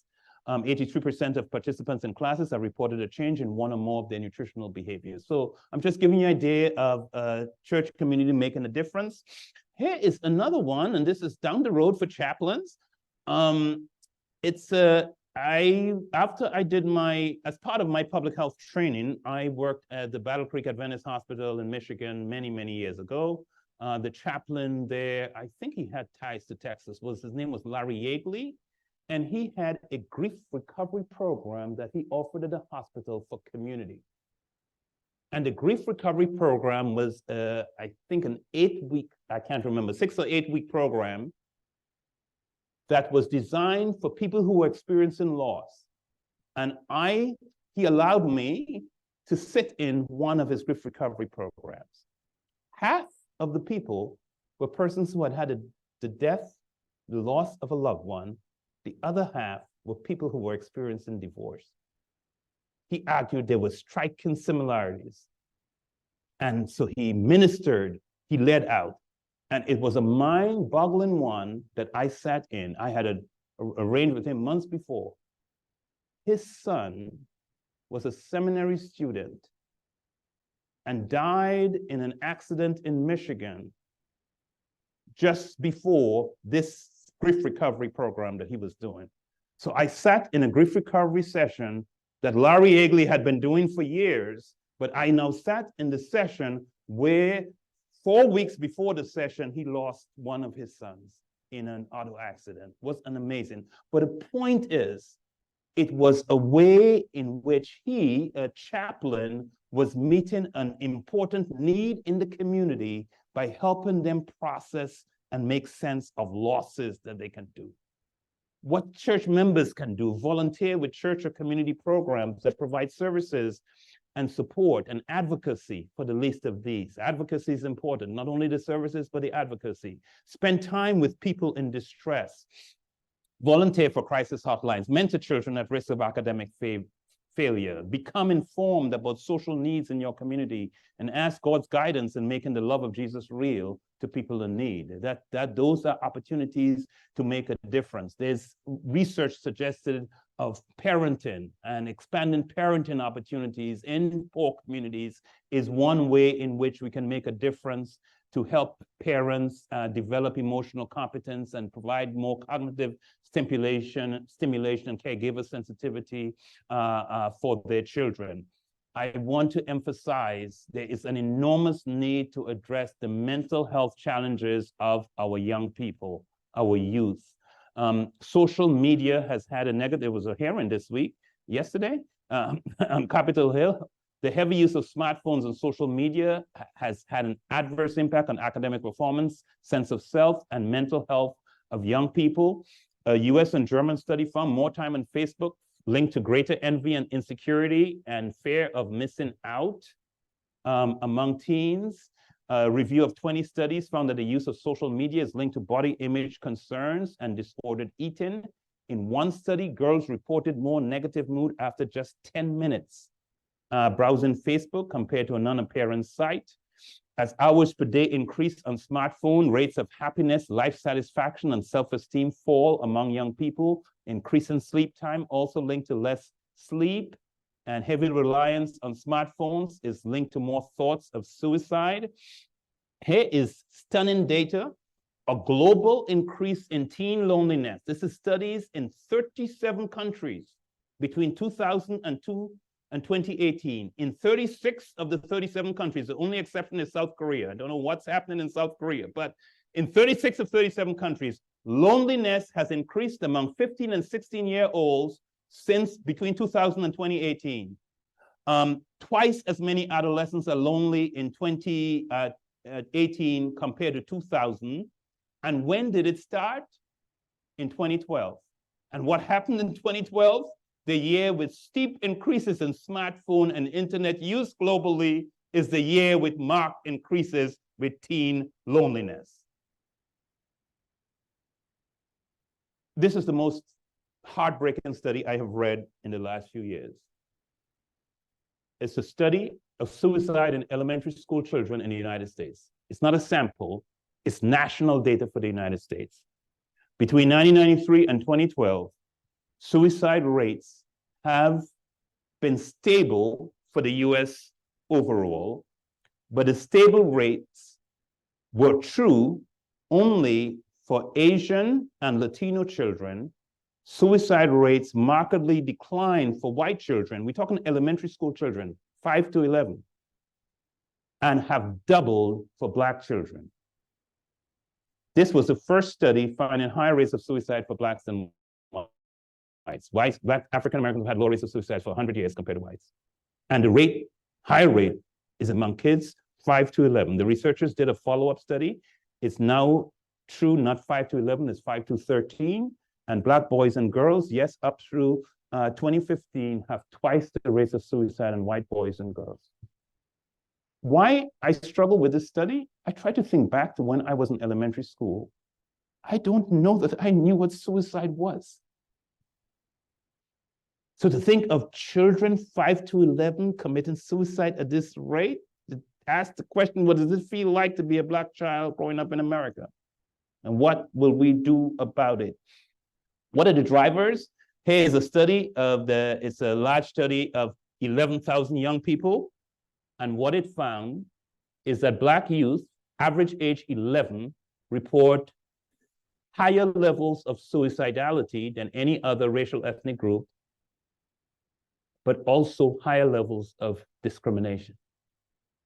And statistically, when the researchers added discrimination to a model predicting the racial differences in suicide, the effect of race went away completely. In other words, discrimination completely accounted for the elevated rates of suicide among Black kids. But this is not suicide, this is suicidal ideation. These are kids that are alive. So it asks them how frequently they think about doing it. So social media, what can we do about social media? The idea of banning smartphones is not a good idea. Today's youth have not known a world without them. There are potential benefits to being online, but parents and other adults need to work with teens and churches and health systems to monitor and limit their use. Adults should set a good example with their use of smartphones. But we have things to do. What do youth need? They need adults in their life they can talk to and who they can trust. I didn't say they need adults to talk to them. I said who they can talk to, so who will listen to them.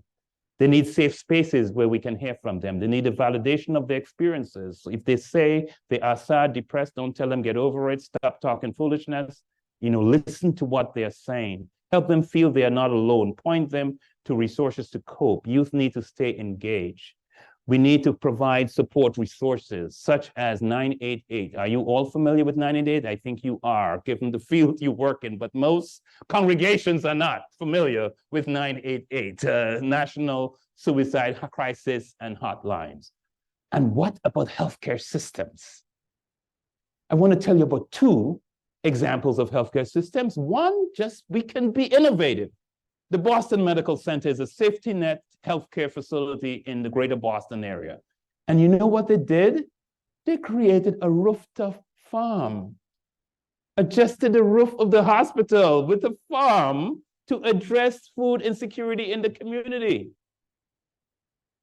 It cost $300,000. They raised the money with one fundraising banquet. They have one full-time farmer, one part-time assistant, and hospital employee volunteers to work with the farm to address food insecurity within the system. But a bold and breathtaking initiative from a healthcare institution, Rush University Medical System in Chicago. Rush leaders became aware that within the neighborhoods they served, there was much as a 16-year difference in life expectancy from one neighborhood to another. And so the neighborhoods with low life expectancy were racially segregated, high poverty, unsafe streets, poor housing, low educational outcomes. Rush decided they would change their mission from an exclusive focus on healthcare delivery. They now want to improve the health of their community. They made a commitment they will reduce life expectancy gaps by half within 10 years. They recruited the other 5 healthcare systems in Chicago to join them. They created listening sessions to hear from the community and committed to shared decision-making with the community. And Rush says they will direct their entire business enterprise to promote community wealth building and economic vitality. This is the differences. This is their commitment. These are the 5 pillars of their Rush equity framework. Name and eliminate racism, adopt an anchor mission, create wealth building opportunities for employees, eliminate healthcare inequities. So they are interested in healthcare inequities, but address the social and structural determinants of health. Their goal: to hire locally, purchase locally, invest locally, volunteer locally, focus all their business units. So for example, they opened 16 job application centers in poor neighborhoods. They establish apprenticeship programs so people who don't have the skills can begin the skills and have a process, including programs, apprenticeship programs in high schools, get people there. They are even providing their employees an incentive with employees with skills if they volunteer with local community organizations to help them improve what they are able to do. An amazing model. By the way, the Rush model, you can find it. New England Journal of Medicine Catalyst 2021 describes the Rush model in more detail. I want to leave you with some inspiring words. Martin Luther King said, "True compassion is more than flinging a coin to a beggar, but it understands that an edifice which produces beggars needs restructuring." I have talked about edifices upstream policies that are producing beggars and that need restructuring. Robert Kennedy, speaking in South Africa, said each time a man or woman stands up for an ideal or acts to improve the lot of others or strikes out against injustice, he or she sends forth a tiny ripple of hope. And those ripples can build a current which can sweep down the mightiest walls of oppression and resistance. It's my hope today that each of you will decide to be a tiny ripple of hope. So together, we can sweep down the mighty walls of oppression and resistance. And if we do this, we have a promise from Scripture that if you give yourself to the hungry and satisfy the desire of the afflicted, then your light will rise in darkness and your gloom will become like midday. And the Lord will guide you continually and satisfy your desire in scorched places and give strength to your bones, and you will be like a watered garden and like a spring of water whose waters fail not. Thank you for listening today, and I'm ready for questions.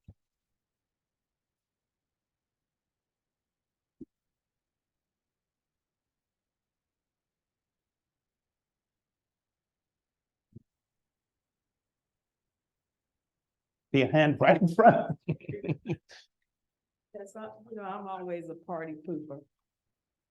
But I always tell my friends that don't have racism guilt. Racism is just not white, it's brown, black, white, and we know that, right? Because we know that Black lives don't matter to Black lives. And we don't want to address that because I've done research on looking at groups globally, racism especially, and you cannot, it'll skew your data if you don't look at the internal consistency or the internal attachment that the members of that group have. There is no excuse. You can't blame racism on you tearing up your own stuff. Okay, so we need to be truthful with it and not make racism about color, but racism is about bigotry.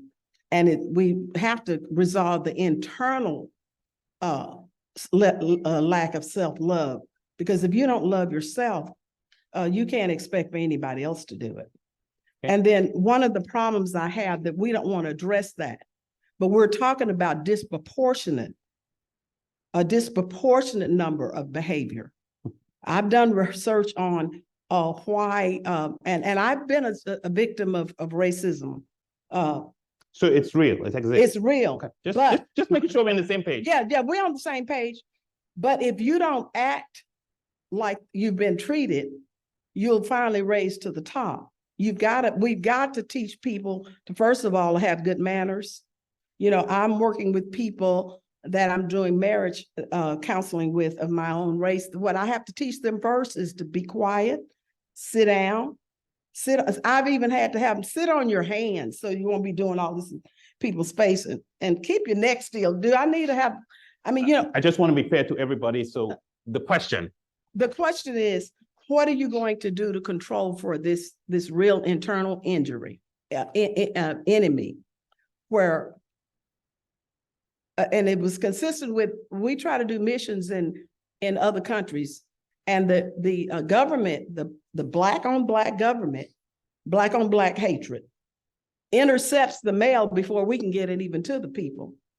So we have to have people over in that country that can take the goods to them, because we're not dealing with the fact of, we still got this house Negro, field Negro problem, wherein you are sold out as a Black person by your own kind for the advantage of white supremacy.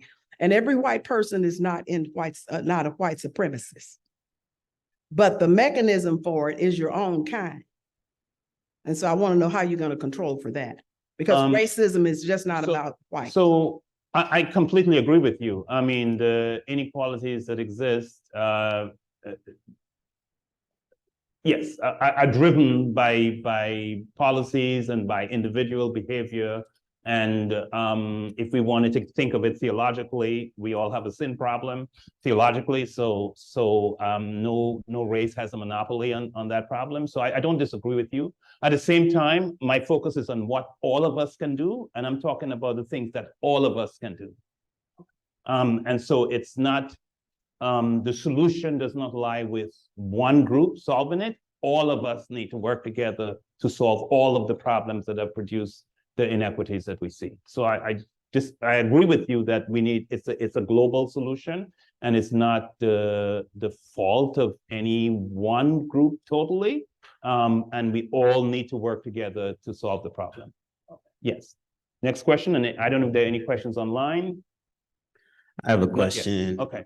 Thank you, Dr. Williams, for being here. It's a blessing. My name is Brandon.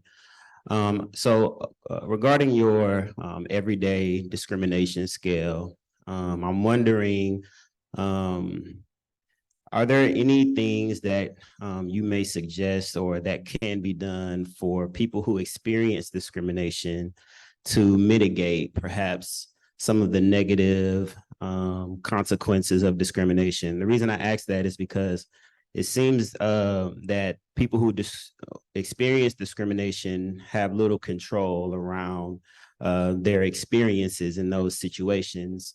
How can we empower ourselves, equip ourselves perhaps to mitigate some of those consequences? Good question. One important point is about educating ourselves and educating our communities, that the way we relate to each other matters profoundly, and that each one of us have the potential to be an agent, a life-giving agent of health, or to be an agent of death. Because while I was motivated by racial discrimination in developing the everyday discrimination scale, it predicts any kind of discrimination. What we are finding, like at the end of the questions, I said, what do you think was the main reason? The reason doesn't matter, in the sense that if you report high levels of everyday discrimination based on your gender, based on your sexual orientation, based on the fact you're an immigrant, the reason based on the fact you're a different religious group, the reason does not matter. It predicts across context. And that's why it's been so widely used, because if people have those experiences of being treated with disrespect, it profoundly affects their physiological functioning and their mental health. So we all need to become models of treating everyone, whether that person is homeless, whether that person is an immigrant, treating everyone with dignity and respect. But then in my prior presentation, I showed you one national study that found higher levels of racial discrimination led to worse mental health among African Americans, 3 aspects of religious engagement, frequency of a church attendance, receiving support from others at your place of worship, and seeking God's guidance in your everyday life. Each of those reduce the negative effects of discrimination on health. And there's a lot of research suggesting that the quality of social relationships also buffers the negative effects of exposure to stress on health. So I think there are 2 levels we need to work on. One is what we can do individually, what we can do to raise the awareness levels of others, that we treat every child of humanity with the dignity and respect that the Creator expects us to treat them with, one, but we also educate people. There are some people who just don't think and are unaware of the ways in which they relate to others can literally be having adverse consequences on their health. So I think it's creating a different culture, a culture of respect for others, because I can't overemphasize the point that although I was interested in racial discrimination in developing the scale, what we are finding is not just about race. If people are treating you badly because you're overweight, it affects your health. So it doesn't matter what the reason is. If there are bad experiences, there are negative consequences. Yes. So we have a question in the chat.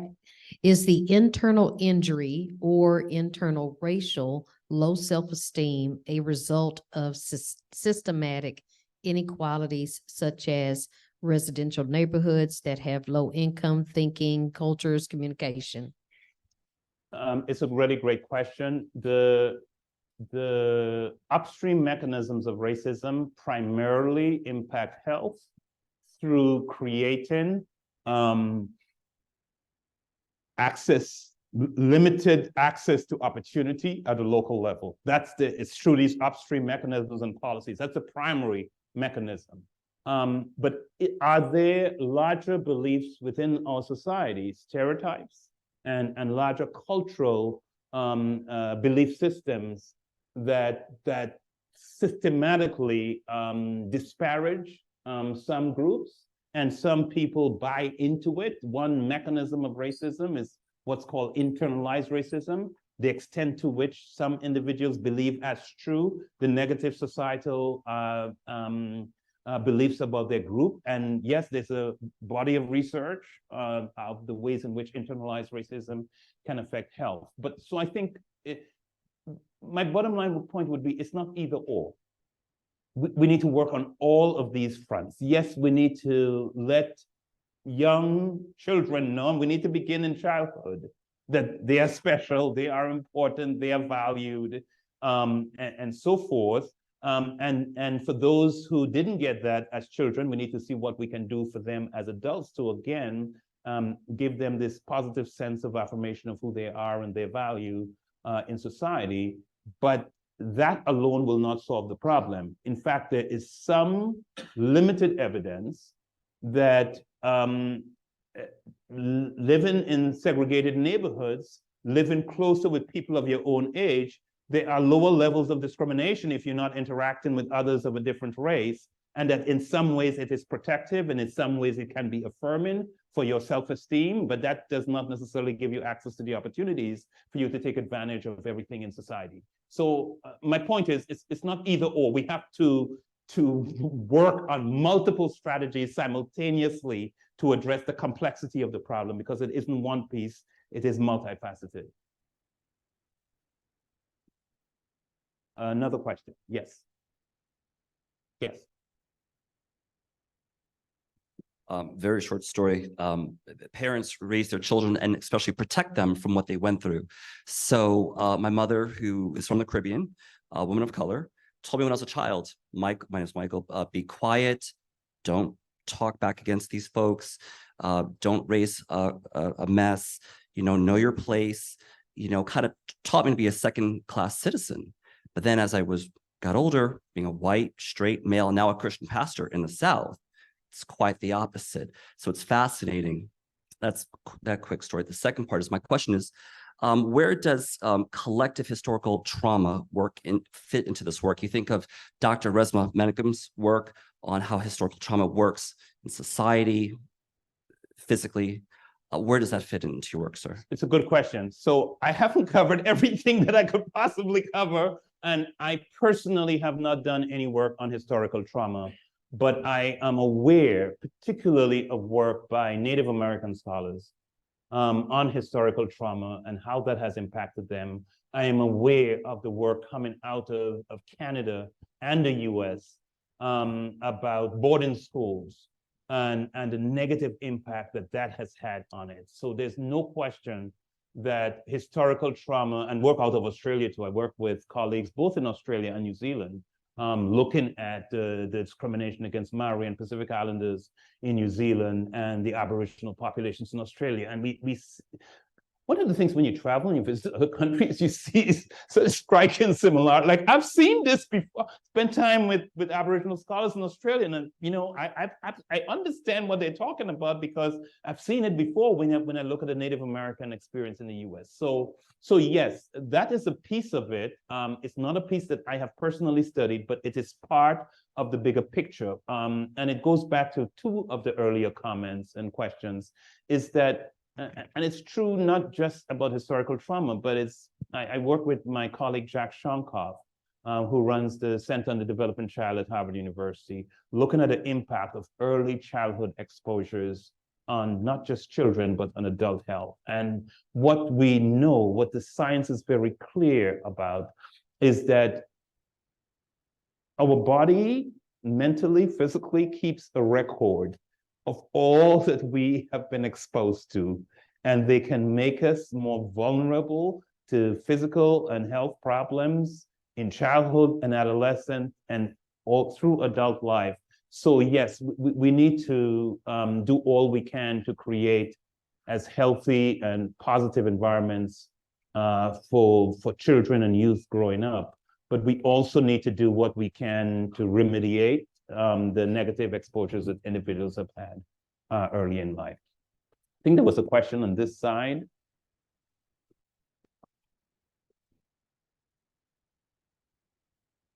So my question is specifically around what are some of the things that you would suggest or that we could do either as a system or as a hospital system or as a Memorial Hermann, even you coming to this area or Houston or being aware of what's done.